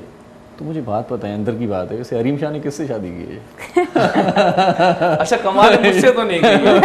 मुझे पीपल्स पार्टी का कौन सा मेंबर है भाई? अंगूठी और हाथ देख के। अच्छा मेरे पास अंगूठी भी नहीं है, कमाल ये है कि आज मैं घड़ी भी नहीं पहन कर आया। मतलब पीपल्स पार्टी से बताया जा रहा है भाई, पीपल्स पार्टी से कोई नहीं, वो असल में वो सस्ती शोहरत के लिए वो जो है वो हरीम शाह जो है वो इस किस्म की जो है वो छोड़ देती थी, और उसमें ये होता है कि सबको कंफ्यूज कर देती है। एक मुल्क के अंदर बात ये ना, जैसे वो बिजली आई लोग हंसते हैं 2 घंटे बाद, खुशी मिलती है, तो वो एक मुल्क के अंदर एक ऐसी एक हमें हस्ती मिली हुई है जिसका काम ये है कि हर बार कभी सईद गनी साहब के तरफ इशारा जाता है, कभी नासिर शाह साहब की बात हो रही है, पता नहीं क्या है, बस वो कंफ्यूज किया हुआ सबको। लेकिन सरप्राइज है, अब सरप्राइज जब खुलेगा तो पता लगेगा, हो सकता है आपका नाम भी आ जाए। नहीं, मैं पीपल्स पार्टी का तो नहीं। सही मोहब्बत तो है ना, अभी आपने जी भुट्टो का नारा लगाया था, नारा लगाया ना, तो कुछ नहीं पता, कुछ भी हो सकता है। जी भुट्टो का लगाया सर, लेकिन मैं तो जी भुट्टो ही करती रहूंगी। माशाल्लाह। हकीम साहब आप बता रहे थे, कोई चार्ट बता रहे थे, ग़िज़ाई कोई बात हो रही थी। ग़िज़ाई वाले से जो तरकारियाँ काटने तराशने के बाद स्याही माइल रंगत इख्तियार करें, अच्छा, उनमें कसरत से फौलाद होता है, अच्छा, अच्छा, आयरन। अच्छा, फॉर एग्जाम्पल साग होता है, ऐसी तरकारियों में कसरत से देसी घी या मक्खन अगर इस्तेमाल ना करोगे फायदे की जगह नुकसान करेंगे। अच्छा, जैसे अक्सर लोग पालक में गोश्त डाल लेते हैं, टेस्ट तो बन जाता है, स्टमक के लिए नुकसानदेह। अच्छा, अच्छा, दोनों चीज़ें गर्म हो जाती हैं। चलें जी, पालक के साथ गोश्त के इलाज के बाद तो इसी हवाले से जो फल काटने तराशने के बाद स्याही माइल रंगत अख्तियार करें, उनमें कसरत से आयरन होता है, मसलन आम है, इनमें अगर दूध इस्तेमाल ना करोगे तो ये भी नुकसान में जाएंगे। अच्छा, और ऐसे फलों के साथ कसरत से दूध इस्तेमाल करो, डबल फायदा होगा। अच्छा, आम के साथ दूध मिला के मतलब आम, हाँ जी, सो एंड सो जो भी अच्छा, अच्छा, फल काटो और वो स्याही माइल रंगत इख्तियार करे, समझो उसमें आयरन है, फुलाद है, अच्छा, अच्छा, तो दूध इस्तेमाल करो, अच्छा, ज्यादा फायदा होगा। अच्छा, अच्छा, सही सही सही सही। और सुबह का नाश्ता किस तरह से किया जाए? सुबह का नाश्ता कम कोशिश किया जाए, ज्यादा किया जाए? कोशिश करें सुबह का नाश्ता भी जो करते हो तो उनमें दही जरूर लिया करो, बेशक थोड़ा लो। अच्छा, अच्छा, तो लाइट लो नाश्ता। और अंडे का इस्तेमाल होता है? अंडे का इस्तेमाल करना हो तो वो मिजाज के मुताबिक लेना चाहिए। अच्छा, खुश्क मिजाज वाले बंदे को अंडा नहीं लेना चाहिए। अच्छा, अच्छा, जो पहले ही गर्मी खुश्की के मिजाज। सही सही सही सही सही सही। वैसे मुतवाज़िन ग़िज़ा बंदे के लिए किस तरह की होनी चाहिए? बंदे के लिए सुबह दोपहर शाम सब बता दें, ताकि सुबह दोपहर शाम जो ज्यादा खाते हैं उनके लिए क्या कहेंगे? जो ज्यादा खाते हैं उनको उनके लिए परहेज ही उनकी इलाज है। अच्छा, अच्छा, अगर वो कर लें तो उनके लिए बेहतर है। अच्छा हकीम साहब, एक बात सुनिए कि ज्यादा खाने से आदमी जल्दी बूढ़ा हो जाता है, हकीकत है क्या ये? हकीकत तो ये है कि कम खाना, कम सोना, कम बोलना दनाई है। अच्छा, अच्छा, तो इससे कम बोलना जी। अच्छा, तमाम अमल कयो था ना दे अच्छा, सही बात है हकीम साहब, मतलब ये बात हकीकत है कि भाई, और जो कम खाते हैं वो थोड़ा सा मतलब उनके चेहरे में ऐसे तासुरात मिलते हैं, उम्र चोर भी लगते हैं, ये बात भी हकीकत है। थोड़ा सा बता दें इस पर डिटेल से। तो इसमें डिटेल्स ये हैं कि एक हमारा स्टमक है, हर चीज इसी कूलर में जाती है, यहाँ से इसको सप्लाई मिलती है। सही सही सही। तो जब इसको सांस लेने का मौका नहीं मिलेगा, ग्राइंडर का मौका नहीं मिलेगा, तो वो फायदे की जगह नुकसान। अच्छा, ये कूलर बड़ा हो जाए, मतलब मोटा हो जाए बंदा, तो फिर उसके लिए क्या करना चाहिए? उसके लिए अर्कियात हम देते हैं, वो अर्कियात से ये स्मार्ट हो जाते हैं। अच्छा। हमारा कोर्स जो मोटापे का 30 दिन में 10 kg वजन कम कर देता है। अच्छा, हकीम साहब मुझे इंशाल्लाह। मैं थक गई हूँ। अच्छा, 30 दिन में खत्म हो जाएगा? हाँ जी, 30 किलो खत्म होगा? 10 kg वजन कम 10 kg, अच्छा, मतलब 20 पाउंड। सही सही सही ओके। अच्छा हकीम साहब, एक और बात आपसे पूछनी थी मुझे, वो ये कि आजकल बहुत ज़्यादा आम हो गई है डायबिटिक, और नौजवान लड़कों लड़कियों को भी है, तो उसके लिए क्या ऐसा करना चाहिए ताकि हम उन चीज़ों से बचें? और उसके अलावा जिन नौजवान लड़कियों को हो चुकी है, उन्हें इस टाइम अब क्या करना चाहिए? सारिश बेटे, आपका क्वेश्चन बहुत अच्छा वक्त के लिहाज से, लेकिन देखना ये है कि वजह अमराज कैसे हुई। सही। वजह अमराज ये है टेंशन से, स्ट्रेस से, तफक्कुर टेंशन। से। हाँ जी। तो सबसे पहले तो न्यू जनरेशन को हम लोग जो मोबाइल का इस्तेमाल कर रहे हैं वो भी एक टेंशन का सबब उनका बढ़ाते हैं।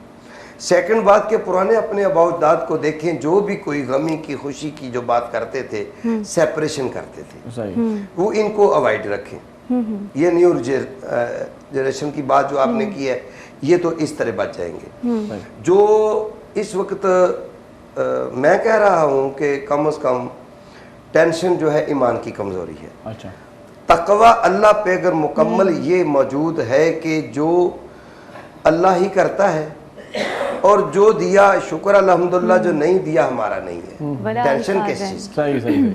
जब टेंशन फ्री करोगे, अब आ जाए, मैं महसूस कर रहा हूँ कि आपका टाइम कीमती, मैं ज़्यादा नहीं ले रहा, पहली बार आया हूँ ताकि आप दोबारा शायद ना बुलाएं। नहीं, हम बुलाएंगे आपको। लेकिन ये लेंथी टॉपिक है, इसको मैं इन शॉर्ट करता हूँ।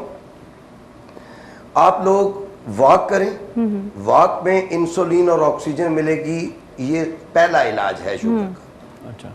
सेकंड बात, चने कसरत से इस्तेमाल करें।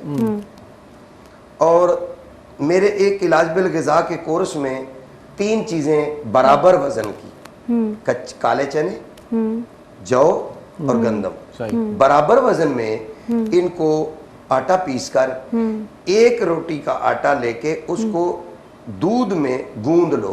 दूध में गूंदने के बाद मक्खन के साथ उसकी 1 रोटी बना के खाओ। वाह। और इसके साथ साथ वॉक करने जाने से पहले आधा किलो अगर चने लोगे भुने हुए, अच्छा, तो उनमें 1 पाव सौंफ ग्राइंड करके डाल लो सही। और 1 पाव इसबगोल डाल लो। ये तीनों चीजों को मिक्स करके जो बड़ा चम्मच सालन वाला वो लेके गिलास दूध का पी के वॉक के लिए जाओगे, स्टमक भी बेहतर रहेगा। ये मैं क्यों बताया दोनों चीजें कि शुगर वाले को मामूली सी कोई खराश भी आ जाए तो जख्म अच्छा नहीं होता। सही सही सही। तो ये चीजें खुशक करने वाली हैं। सही, चलें, इससे बड़ा अच्छा रिजल्ट भी मिलता है। सही, बात करते हैं इस पे मजीद। हकीम साहब हमारे साथ अच्छे गुलकार भी मौजूद हैं, तो उनको सुन लेते हैं, एक अच्छा सा सॉन्ग सुनते हैं शकील पिंजारो से। जी शकील बाबा।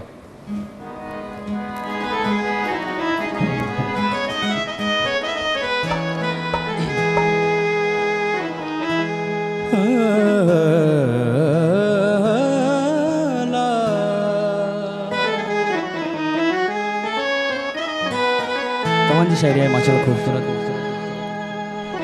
सदाई साण मौजूदाऊं थई, ओ मंजिलों मान मौजूदाऊं थई,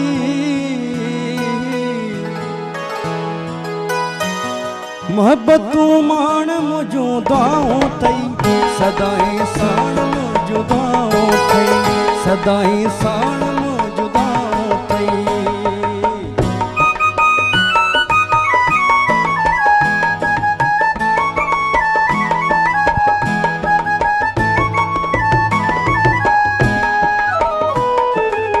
टकताड़ो हुजे सदा मुकदर हो,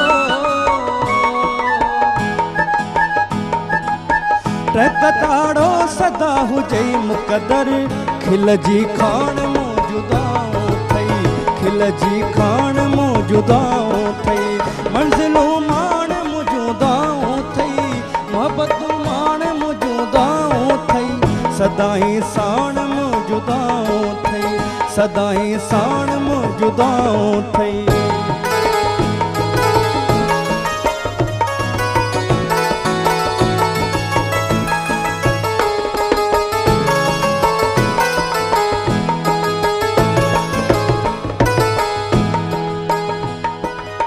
सुहवारन जो हर जमाने में हो,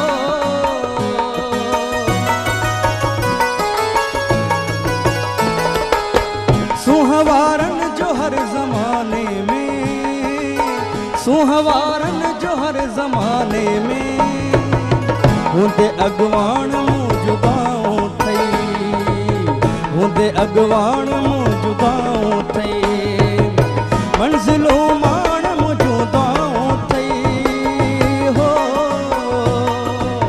मोहब्बतूं मान मौजूदाऊं थई, सदाई साण मौजूदाऊं थई, सदाई साण मौजूदाऊं थई।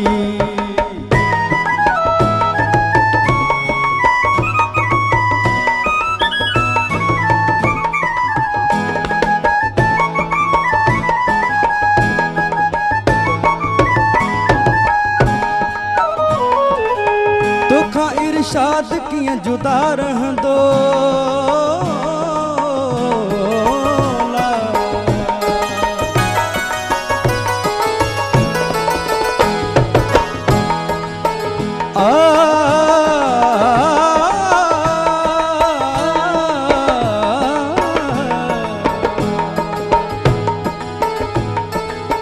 तोखा इरशाद कीअं जुदा रहंदो,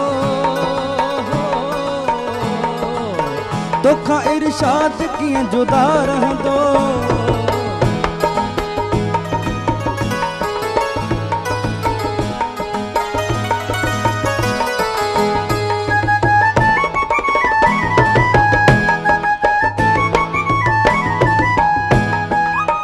तोखां इरशाद कीअं जुदा रहंदो, तोखां इरशाद कीअं जुदा रहंदो, समझी थो पाण मौजूदाऊं थई, समझी थो पाण मौजूदाऊं थई, मंज़िलूं माण मौजूदाऊं थई, मोहबतूं माण मौजूदाऊं थई, सदाई साण मौजूदाऊं थई, सदाई साण मौजूदाऊं थई। ज़बरदस्त। हिननि जे उस्ताद खे बि सलाम, हिननि खे बि सलाम, ऐं इरशाद जी शाइरी खे बि सलाम। नहीं चवानी उस्ताद खे बि सलाम, हिन खे बि सलाम, वरी जंहिं लिखियो कलाम उनखे बि सलाम। हा बिल्कुलु। वरी महिरबानी शकील साईं, वॾी महिरबानी, लख तोरा, सदाई साण मुंहिंजूं दुआऊं ऐं नेक तमन्नाऊं तव्हां सभिनीनि सां बि, असां सभिनी जूं दुआऊं आहिनि, साईं जी ज़रूरत आहे। सो इन करे असां वठंदासीं हिकु ब्रेक। खेरा न वञिजो, ॾिसंदा रहो सलाम सिंध।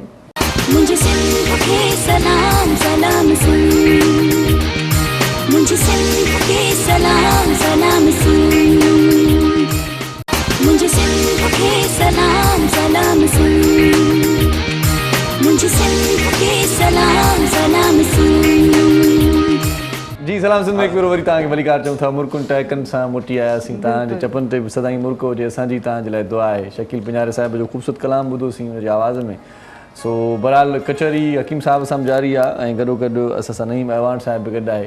सो नईम साहब, क्या समझते हैं कि पीटीआई की हुकूमत 5 साल पूरी कर पाएगी या कोई टफ टाइम देने वाले हैं? पीपल्स पार्टी, पीडीएम वगैरह कहाँ चले गए? ये इत्तेहाद था वो इधर उधर हो गया।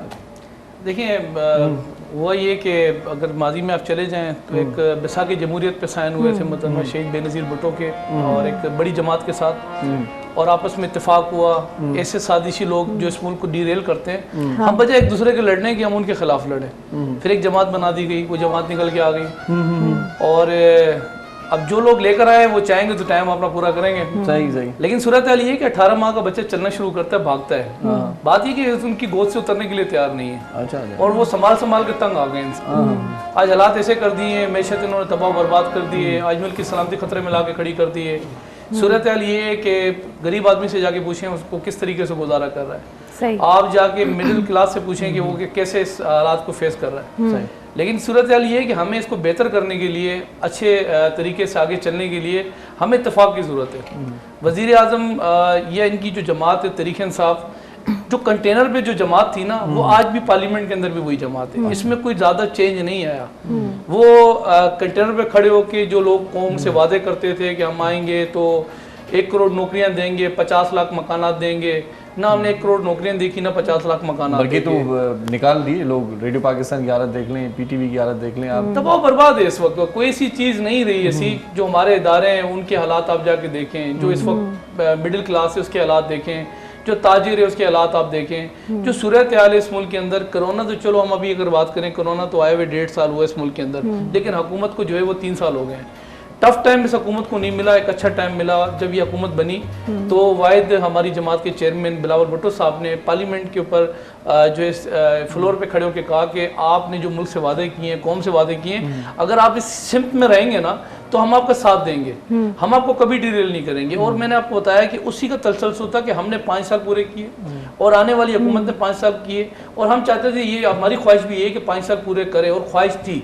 लेकिन जो हालात इस वक्त मुल्क के अंदर बना दिए, हालात ये हैं कि सूरत हाल ये है कि जो मैंने कहा कि उस वक्त कंटेनर पे जमात जो थी, आज वो असम्बलियों के अंदर भी वही जमात मौजूद है।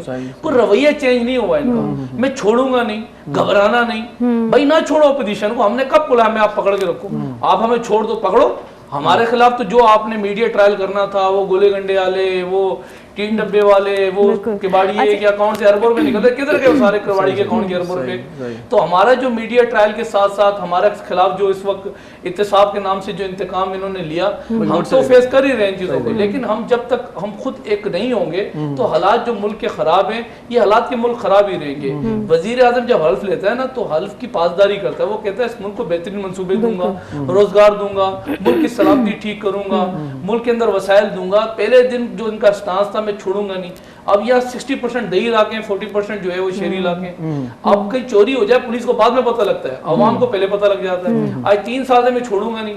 जो इनकी अपनी काबीना में मौजूद है, चीनी चोर, बिजली चोर, अदवाज चोर, एक को उठा दे एक जगह एडजस्ट कर लेते हैं। फिर मैं माफिया के खिलाफ लड़ूंगा। अभी चीनी माफिया को अपने साथ बिठा के बैठ गए। तो कौम देख रही है इस वक्त। اور اس کا آپ دیکھیں حالات یہ ہیں کہ آج 13 ضمنی الیکشن ہوتے ہیں پورے پاکستان میں, اور ضمنی الیکشنوں کے اندر کئی جگہوں ان کی ضمانتیں ضبط ہوتی ہیں. ایسا ہوا سندھ کے خلاف جو یہ سازشیں کرتے ہیں, جی ڈی اے بڑی جماعت بنائی, وہ کوکٹیل بنایا 8-9-10 جماعتوں کا, قوم پرست ہیں, یہ جماعتیں وہ جماعتیں کھڑی کی ساری, ان کو بھی شکست ہوئی. ارباب رحیم اس صوبے کا وزیر اعلیٰ تھا, ہم نے اس کی ضمانتیں ضبط کراتے کراتے بچا عمر کوٹ کے اندر آپ نے دیکھا. تو یہ ساری جماعتیں کوکٹیل بنا کے بھی پیپلز پارٹی کا مقابلہ نہیں کر پائے. تو الحمدللہ یہ ہماری جو ہے وہ جیت ہے, اور یہ شکست ان کی جو ان کی ناکامیاں ہیں جو اس ملک کے اندر انہوں نے افسر نفسی جو مچائی ہے, جو لوگوں کو غربت جس جہاں علاقے کو کھڑا کیا عوام کو, جو PTI کر کے لوگوں کی ہوئی انہوں نے نکالی ہے. آپ دیکھنا کہ اب یہ 5 سال بھی نکالیں تو حالات آپ کے سامنے جو بنے ہوئے نا, اس سے مزید حالات خراب ہوں گے, بہتری کی طرف آثار نظر نہیں آ رہے. کوئی اللہ بہتر کرے گا. وہ یہ باتیں سن کے مایوس ہو جاتا ہوں. بالکل مایوسی کی بات ہے بھی, لیکن میں اپنی ایک بات کہوں کہ جتنی بھی نیو جنریشن ہے جو بھی واچ کرے دیکھ رہے ہیں, اور پہلے وہ سیلیبریٹی تھا تو اس کے پیچھے سب بھاگ رہے تھے, لیکن یہ جتنی بھی حکومتیں آئی ہیں آپ یقین کریں, فرسٹ یہ ایک ایسی حکومت ہے جس میں میں نے ایبیوز لینگویجز سنے, انہوں نے جو ریئیکٹ کیا یا الفاظ ایسے ایسے نکالے, کبھی ہم نے نہیں سنے تھے کہ اسپیچ کرنے کے ٹائم میں اور اسمبلی میں اس طرح کے واقع ہو, اور یہ بہت عجیب بات ہے, اور میسیج بھی جو ہے وہ بہت گندا ہے. اصل میں سیاسی جو ایک تجربہ ہوتا ہے نا, سیاسی ایکسپیرینس ہوتا ہے, وہ سیاسی ایکسپیرینس ان کے پاس نہیں, تجربہ نہیں ہے. ایک ملک کے اندر ایک ٹھیک ہے کھلاڑی تھا جو ہے وہ آخری وقت تک لڑتا رہا. اب بات یہ ہے کہ وہ اگر میوزک اگر وہ آپریٹر ہے نا تو وہ میوزک بہترین آپریٹ کر سکتا ہے, وہ گٹارسٹ ہے تو بہترین گٹار بجا سکتا ہے, آپ بہترین اینکر ہو, آپ بہترین اپنی ذمہ داری ادا کر سکتے ہو. تو ایک ایسے شخص ہاں جس کی جو ذمہ داری ہے وہ بہتر نمونے سے نبھا سکتا ہے. اب ایسے لوگ جن کو ملک کے بارے میں ہائے نہ ہونا ہو, اور ملک کے بارے میں جب جو ہے وہ صورتحال ان کو پتہ نہ ہو, اور خود اپنے منہ سے ایکسیپٹ کرے اپنا کہ میں نے گناہ کیا ایکسیپٹ کرے کہ کہا ہماری تیاری نہیں تھی. 200 پہلے قوم کو بولے کہ ہمارے پاس 200 ماہر معاشیات ہیں, پھر کہا ہماری تیاری نہیں تھی, پھر ایک ملک کے اندر ایک بڑے صوبے کا وزیر اعلیٰ کہا کہ میں تو سیکھنے کے لیے آیا ہوں. تو پھر آپ کیا ایکسپیکٹ کریں گے کسی سے؟ سر ارشاد بھی آپ اور ہم کیا ایکسپیکٹ کریں گے؟ تو صورتحال جو ہے وہ مزید خراب ہوگی. شامل کرتے ہیں, پھر بات کرتے ہیں کنٹینیو. سو سالے پٹر خان سساں کالر موجود آئے ان کے بھلی کار چاہوں تھا. السلام علیکم. سائیں وعلیکم السلام. یا علی مدد. سائیں مولا علی مدد. سائیں شمبانی صاحب تھا ॻाल्हायो. سائیں جی علی آباد شمبانی پہ ॻाल्हायां. سائیں मां तव्हांजे डायरेक्टर साहब खे मुबारकबाद पेश कंदुमि त डेली बेसिस ते तव्हांजो प्रोग्राम वधीक खां वधीक बहितर कयो पियो वञे. महिरबानी साईं.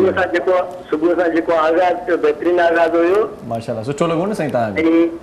ऐं बिल्कुलु असां पीपल्स पार्टी जा कारकुन आहियूं, ऐं साईं वारा जेकी ॻाल्हि कनि था दुरुस्त ई कंदा PTI जे बारे में. सही सही सही सही. ॿियो नंबर हिकिड़ो अर्ज़ु आहे तव्हां सां त बेवफ़ाउनि लाइ ख़ासि हिकिड़ो कुझु शेयर असांखे ॿुधाईंदा. महिरबानी करे असांजा दोस्त ॿुधनि था, तव्हांखे वॾे शौक़ में. अच्छा अच्छा अच्छा हाज़िर साईं. हा, बेवफ़ाउनि जे लाइ हिकिड़ो ख़ासि शेयर ॿुधाईंदा. तव्हां इम्तियाज़ अली शंबानी तव्हांजो वॾे शौक़ सां तव्हांजो प्रोग्राम ॿुधंदो आहे. उन अर्ज़ु कयो त साईं खे चओ त बेवफ़ाउनि लाइ ख़ासि को शेयर ॿुधाइनि. साईं ॿुधायूं था साईं. हाज़िर साईं. वॾी महिरबानी साईं. लख तोरा तव्हां असांजे प्रोग्राम में शामिलु थियो. मूं ते अॼु बेवफ़ाईअ जा रखी नाला हू ख़ुशि थी विया. मूं ते अॼु बेवफ़ाईअ जा रखी नाला हू ख़ुशि थी विया. पंहिंजे ई प्यार जे घर खे ॾेई ताला हू ख़ुशि थी विया. वाह. सो हाणे कलाम त तव्हांखे ॿुधायूं वरी. जी बिल्कुलु. सो शकील साईं हाणे ज़बरदस्त को ॿियो कलाम बि थी वञे तव्हांजे आवाज़ में.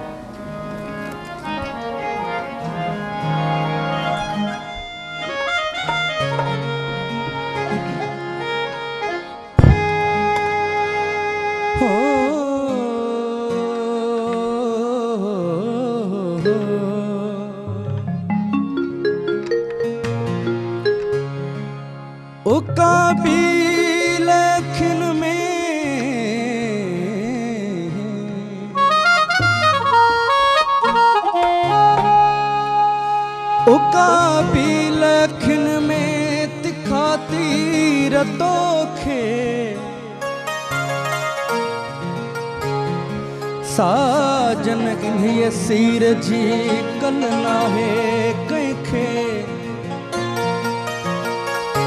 ओ मारी थो मूंखे चाढ़ियो लोह लतीफ़ चए ओ जीअं मूंखे गुठी सुहिणा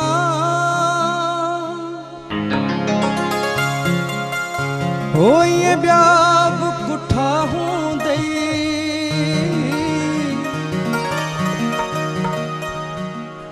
ओके पत क्या कदमन में के तड़ प्या दिठा हूँ दे के पत क्या कदमन में के तड़ प्या दिठा हूँ दे जिय मुँह के कुठी सोहना तिय ब्याब कुठा हूँ दई के पत क्या कदमन में के तड़ प्या दिठा हूँ दे के पत कदमन में के तड़ प्या दिठा हूँ दे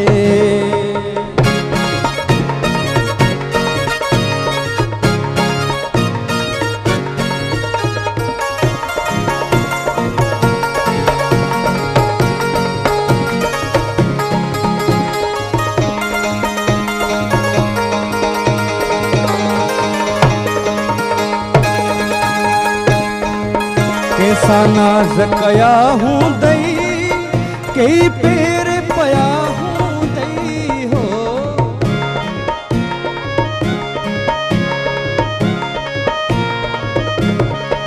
कैसा नाज कया हूँ दई कई पेर पया हूँ दई महबूब मोहब्बत में बेमार मुठा हूँ दई महबूब मोहब्बत में के मारा मुठा हूँ दे जिय मुँह के कुठी सोहना तिय ब्याब कुठा हूँ दई के पत क्या कदमन में के तड़ प्या दिठा हूँ दे के पत क्या कदमन में के तड़ प्या दिठा हूँ दे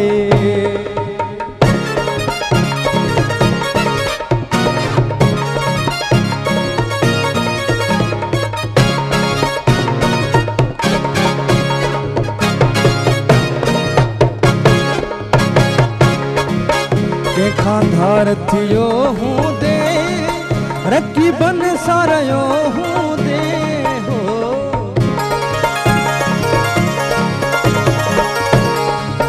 के खांधार थियो हूँ दे रखी बन सारयो हूँ दे के जिदल ते तो बारा के बिरह बठा हूँ दे के जिदल ते तो बारा बिरह बठा हूँ दे जिय मुँह के कुठी सोहना इय ब्याब कुठा हूँ दई के पत क्या कदमन में के तड़ प्या दिठा हूँ दई के पत क्या कदमन में के तड़ प्या दिठा हूँ दई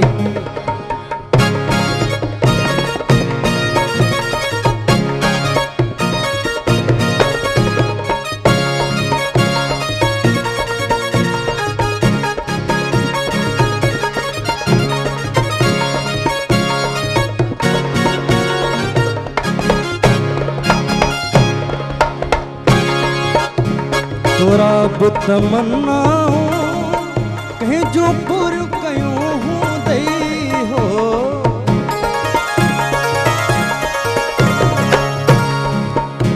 तोरा बुत मन्नाऊं कहीं जो पुर कयूं हूँ दई के पर जाया हूँ दई आई के तरुठा हूँ दई के पर जाया हूँ दई आई के तरुठा हूँ दे जिय मुँह के कुठी सोना इय ब्याब कुठा हूँ दई के पत क्या कदमन में के तड़ प्या दिठा हूँ दे के पत क्या कदमन में के तड़ प्या दिठा हूँ दे वाह ज़बरदस्त मज़ो अची वियो ऐं ॾाढो ज़बरदस्त तव्हांजो माशाल्लाह आवाज़ आहे सो व्यूअर तव्हां बि इंजॉय कयो हूंदो असां बि इंजॉय कयो आहे पर इंजॉय सां गॾु असांजी कचहरी बि हले थी ऐं हिन में ब्रेक जी त ज़रूरत लाज़मी आहे सो कहिड़ा न वञो ॾिसंदा रहो सलाम सिंध मुझे सिंध के सलाम सलाम सिंध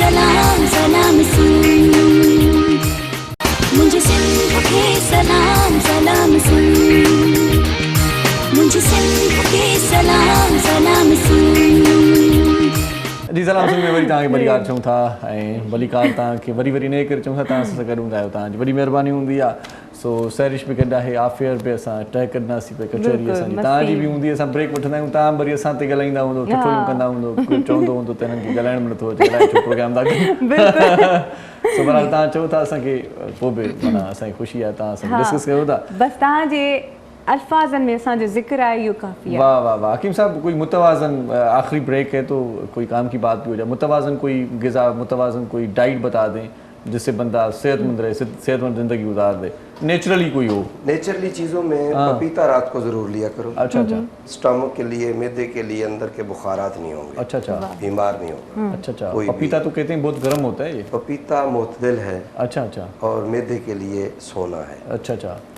सही सही सही पपीता रात को सोते वक्त और दूध में छिलका इसबगोल डालकर लिया करो अच्छा और सुबह को दही लिया करो अच्छा अच्छा ये चीज़ें मत छोड़ो क्यों कि ये मुल्क में गर्मी खुश्की ज़्यादा है अच्छा अच्छा तो गर्मी खुश्की की वजह से जब आदमी को कब्ज़ गैस नहीं होगा इन तीनों चीज़ों से इससे बच जाओगे तो आपके बहुत से मसाइल हल हो जाएंगे सही सही वैसे वजह क्या होती है इन बीमारियों की ये जंक फूड्स का जो इस्तेमाल करते हैं हम बाहर जाके बर्गर शर्गर ये पिज़्ज़ा ये सारे सिलसिले जो होते हैं कोल्ड ड्रिंक्स का इस्तेमाल खास तौर पर ठंडी ठंडी कोल्ड ड्रिंक्स वो ठंडा पानी पीना कितना सेहत के लिए मुज़र है ये बता दें मुझे बहुत सारे लोग ठंडा पानी पीना पसंद करते हैं और हकीम साहिबान कहते हैं कि भाई ठंडा बिल्कुल भी ना हो नीम गर्म होना चाहिए ये क्या चक्कर है ये आप खुद ही अंदाज़ा लगा लें किसी पे मत जाएं अच्छा आज के बाद सुबह उठते वक्त 2 चम्मच शहद के एक गिलास पानी नीम गर्म में पी के फिर वॉशरूम जाएं कितना आसान हो जाओगे अच्छा अच्छा क्या कहने जी क्या कहने और ठंडा पानी पी के 1 हफ्ते बाद जाना उसका रिजल्ट ले लेना गले की अच्छा नियार मुंह पानी पीना सेहत के लिए कैसा है? सेहत के लिए बहुत अच्छा है खाने से पहले पानी पीना अच्छा और खाने के बाद पानी ना पीना हदीस नबवी है अच्छा अच्छा क्यों अगर तफसील जानना चाहते हो तो ये जो खुराक की नाली है इसमें जब पहला लुकमा ही जाता है तो आंतड़ियों में एक ये खुश्क होती हैं पानी पहले पी लें तो इस्लाह हो जाती है अच्छा अच्छा तो आसानी हो जाती है सही सही और सबसे मेन चीज़ जो है जब हदीस नबवी आ गई वहाँ तो कोई जवाज़ रह नहीं अच्छा अच्छा अच्छा आका अलैहिस्सलाम फरमाया अव्वल पानी पीना सोना और बाद में पीना मुज़र है सही सही सही अच्छा हिकमत का जो शोबा है ख़ास तौर पर उस पर थोड़ी सी बात हो जाए कि इसका अभी क्या स्कोप है लोग सीख रहे हैं या हिकमत वाले थोड़ा सा कंजूस मुझे लगते हैं कि इल्म अपना देते नहीं हैं किसी को बताते नहीं हैं कि भाई ये नुस्खा मैंने इसको बता दिया तो ये मसला हो जाएगा खुद ही करते रहते हैं आपने सही फरमाया हाँ वो इसलिए जिस गाड़ी में जेब कतरी जाए वो यही कहेगा इस गाड़ी में ना बैठ यहाँ जेब कतरे नहीं लेकिन अल्लाह खैर और जो खैर फैयत से उतरता है वो कहता है यही गाड़ी सही है तो ये चीज होती है कि नहीं मैं कह रहा हूँ अल्लाह खैर करे रुखसत होने से पहले किसी को अपना इल्म तो देके जाएं इल्म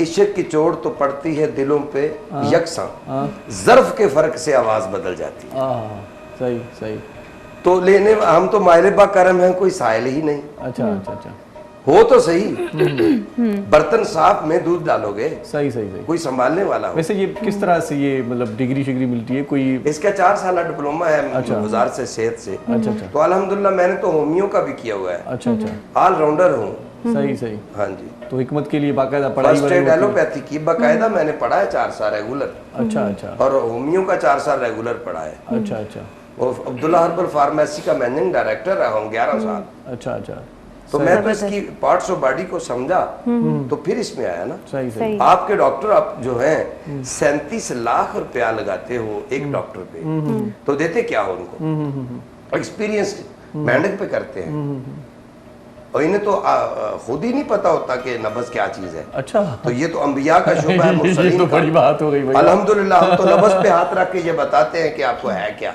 अच्छा अच्छा ये अल्लाह का फजल है अच्छा ये तो नब्ज़ देखने वाली बात हो गई लेकिन बहुत सारे ऐसे हकीम भी सुने भाई चेहरा देख के बता देते हैं कि बीमार नो डाउट कि इसमें चेहरा फेस इंडेक्स ऑफ माइंड चेहरा किताब है आंखों के हल्के बता रहे हैं होंठों की खुश्की बता रही है। अच्छा, क्या बता रही है? थोड़ा सा बता दें, मुझे थोड़ा परेशान कर हाँ बता दें। तो ये हमारे ऊपर कदगन है कि पेशेंट का पर्दा रख के, भरम रख के सेपरेट इसकी तशखीस की जाए। वाह वाह, मतलब मजेदार ऑफ एयर भी कचहरी थींदी। सही है, वाह जी वाह। अच्छा नईम साहब, वैसे इलेक्शन बाकायदा लड़ने का इरादा भी है या सिर्फ पीपल्स पार्टी के लिए काम करते रहेंगे? खुद भी कभी कोई सीट वीट जीतेंगे या नहीं? पार्टी जब टिकट देगी या पार्टी समझेगी कि हाँ इलेक्शन लड़ने चाहिए और इंशाल्लाह ताला इलेक्शन की तरफ भी जाएंगे। इलेक्शन लड़ने भी चाहिए। कराची शहर अब आज़ाद हुआ है। कराची ऐसे कल्चर से आज़ाद हुआ है जहाँ यहाँ क्लाशनकोफ कल्चर जो है वो 1982 की मेरी अपनी पैदाइश है। 1987 में मुझे कहा कि पढ़ी लिखी कौम आई है, जाओ कुछ सीखो, कलम लेकर आइए। हम गए, सीखा, पढ़ा। बदकिस्मती रही कि 90 से उनके हाथ में क्लाशनकोफ दे दी कलम लेके। उस जमात ने पूरे कराची को यरकमाल बनाया। अब उस कल जो है वो निकल रही है दोबारा वही नारा लेके जी, जो पुराने उनके नारे थे खोखले। अब जाके पिछले इलेक्शन के अंदर कराची वाले जब एक नेशनल एक्शन प्लान के बाद, ज़र्ब ऑपरेशन के बाद और ऐसे ऑपरेशंस, बड़े ऑपरेशंस के बाद जब वो आज़ाद हुआ कराची, तो कराची वालों ने उनको जो है वो रिजेक्ट कर दिया कि अब आपकी ज़रूरत नहीं है। मैं नाम लेता हूँ MKM, तो उनको आज़ाद कर दिया कि अब आपकी ज़रूरत नहीं है इस कौम को। अब अल्लाह का शुक्र है कराची का ग्राउंड खाली है, मैदान खाली है। अब वो जो लोग साजिशी इस कराची के अंदर मौजूद थे, जो कराची के अंदर बात ये कि ना उन्होंने अस्पताल छोड़े, ना उन्होंने पतारे छोड़े, ना उन्होंने पार्क छोड़े, ना उन्होंने मस्जिदें छोड़ी, चाइना कटिंग कर करके। फिर ऐसा हुआ करता था कि ईसाइयों से भी और क्रिश्चियनों से भी, साथ में हिंदुओं से भी फितराने की पर्ची भी उनसे भी फितरे लेते थे। मतलब ये कल्चर भी था इस कराची के अंदर। कुर्बानी की खालें, तो कुर्बानी की खालें भी वो छीन लिया करते थे। तो कराची अब आज़ाद है इंशाल्लाह ताला। कुर्बानी खालों के साथ वैसे खाल उतार भी दिया करते थे किसी जमाने में। बड़ी खालें उतरी हैं सर, बड़ी खालें उतरी हैं अब माशाल्लाह। हाँ, मेरे जैसा आदमी जब इलेक्शन कंटेस्ट करने या इलेक्शन का जब वोट डालने के लिए जाता था तो मुझे कहते थे अवान साहब आपका वोट डल गया, अब आगे चले जाएं। मतलब वो वोट भी जल जाता था, बोला आप आगे चले जाएं, आपको वोट डल गया। तो यहाँ इनके सेक्टर के अंदर, यूनिटों के अंदर जो है वो फैसले ऐसे होते थे कि DSP को कहते जूते बाहर उतार के वो सेक्टर पे अंदर आना है। तो ये जो कल्चर था कराची के अंदर, कराची के लोग बाशऊर हैं, पढ़े लिखे लोग हैं। कल जो उन्होंने एक रैली का कहा है कि हम रैली निकालेंगे, कराची का हक लेंगे। वो भाई जब तुम्हारे सेनेटर थे इस कराची के अंदर, तुम्हारे MPA थे, तुम्हारे MNA थे, तुम्हारा डिप्टी मेयर था, तुम्हारा मेयर था, तुम्हारा गवर्नर था, तुम्हारे अपने UCO के चेयरमैन थे, डिस्ट्रिक्टों के चेयरमैन थे, जब तो तुम उनका हक दे नहीं सके, उस वक्त जो है वो तुम्हें वो याद आती थी जो है अल्ताफ हुसैन भाई। अब जो है वो इनको याद आ रहा है कि आप हक देंगे, अब बचा क्या इनके पास? जब इनके पास इतनी जो है वो अक्सरियत थी और अक्सरियत भी छीना हुआ मैंडेट था यहाँ से लेकर मीरपुर खास तक का, उस वक्त भी दो दिहाई अक्सरियत न होने की वजह से आईनी तौर पर ये सूबा नहीं बना सकते थे कराची को। और आज भी बात ये कि जब कुछ नहीं है तो आवाम को कहते हैं हम सूबा बनाएंगे कराची को। तो ये जो नफरतों के बीज इन्होंने बोए थे, आज उसी का तलसल से कराची वालों ने इनको आउट कर दिया भाई कि आपकी नहीं है जरूरत। कल मेरे साथ एक साहब बैठे हुए, हमने ये किया, हमने वो किया, ओ भाई अब अल्ताफ हुसैन से निकल कर आ गए, अल्ताफ हुसैन कल्चर अलग था। मैंने कहा भाई ये बताओ, अल्ताफ हुसैन टारगेट कलिंग करने आता था, अल्ताफ हुसैन यहाँ खाली छीनता था, अल्ताफ हुसैन बत्ता लेता था, यही लोग थे ना। इनको कराची पहचानते हैं कराची वाले। अब ये फिर नफरतों के बीज बोने जा रहे हैं। कल हम रैली निकालेंगे, सिंध हुकूमत के आमने सामने आएंगे। तो कराची वाले समझदार हैं। आपके तवज्जो से मैं कराची, तमाम कराची वाले में, सिंध में रहने वाले जो लोग हैं, कराची कैपिटल है सिंध का, तो मेरी उनसे विनती है इनको कल जो है वो रिजेक्ट करें इनकी रैली को और ये साबित करें कि कराची परअमन शहर है और कराची के अंदर जो रहने वाले लोग हैं वो बाशऊर हैं, पढ़े लिखे लोग हैं और इंशाल्लाह ताला कराची तरक्की की तरफ चढ़ गया है, तरक्की की तरफ जा रहा है। शहीद मिलत अंडर बाईपास से लेकर कुरंगी जो है वो जो आपने हमें बड़ा मनसूबे दिए। कुरंगी में इस वक्त तकरीबन 200 रोडों पे काम चल रहा है। डिस्ट्रिक्ट ईस्ट में तकरीबन 87 जो है रोडों पे काम हुआ है, पार्क डेवलप हो रहे हैं। ये सब चीजें वो है जो डेवलप की तरफ जा रही है, डेवलपमेंट की तरफ। तो इंशाल्लाह ताला कराची आगे बढ़ेगा और कराची आगे जाएगा। सिर्फ इन साजिशों को पहचान जाए बस। इंशाल्लाह। नईम साहब आखिर में कोई मैसेज भी दे दें क्योंकि प्रोग्राम खत्म हुआ जा रहा है। मैसेज यही है, बड़े बड़े पहाड़ अगर सत करने तो झुकना है, हाजी लेकर आनी है। हाजी लाओगे, अल्लाह को मैं पसंद नहीं है, मैं वाले पीछे उठा के अल्लाह फेंक देता है। हाजी पहाड़ सत करने चढ़ना है तो हाजी लेकर आनी है। कामयाबी चाहते हो,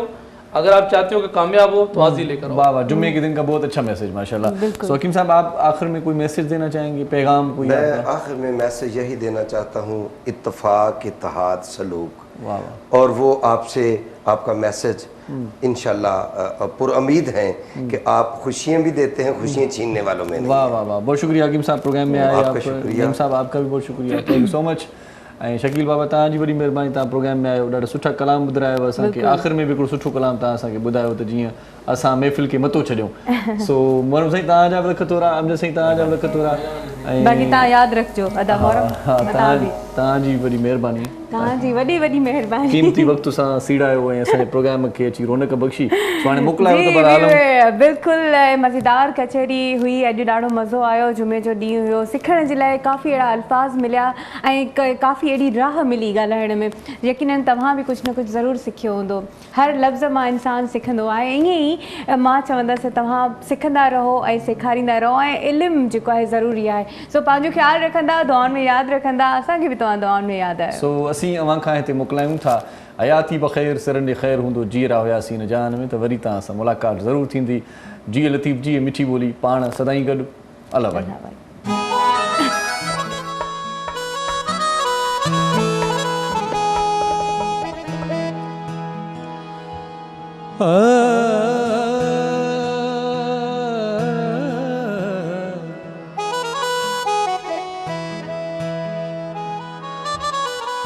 अखिन में थी वे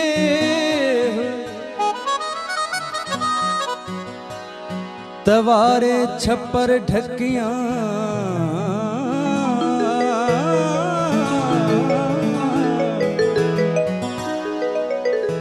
तोखे ॾिसे न ॾे ऐं पिण पसां की न ॿियो।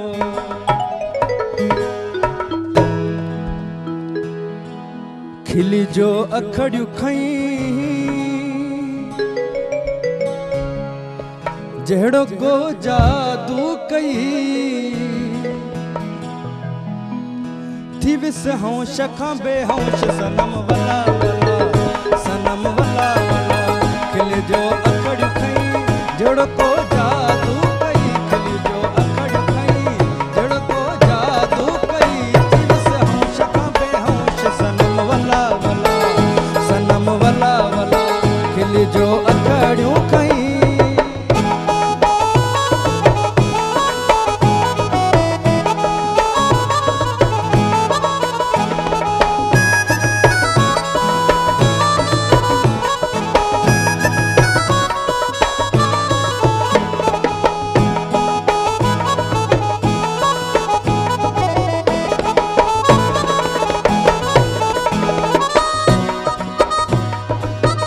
नज़र साण अकुल होश छॾाई,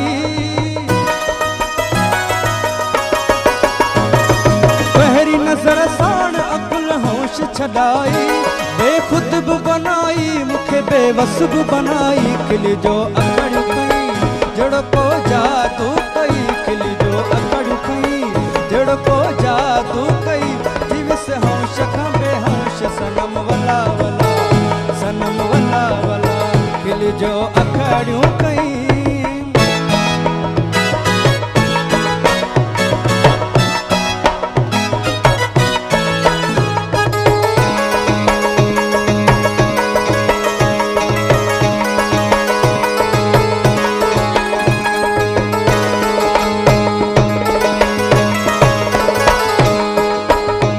पीतम तगाब में जा पैमान हज़ारे,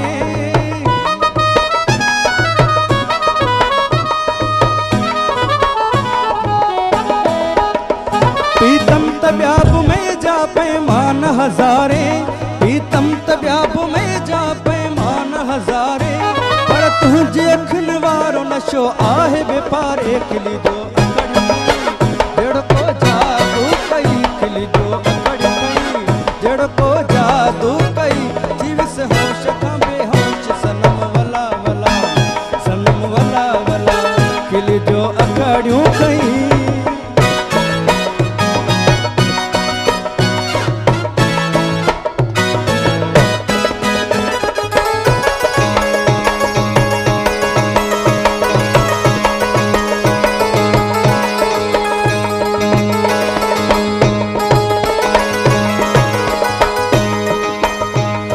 एजाज़ चवे मूं ॾे निहारे तूं वरी खिल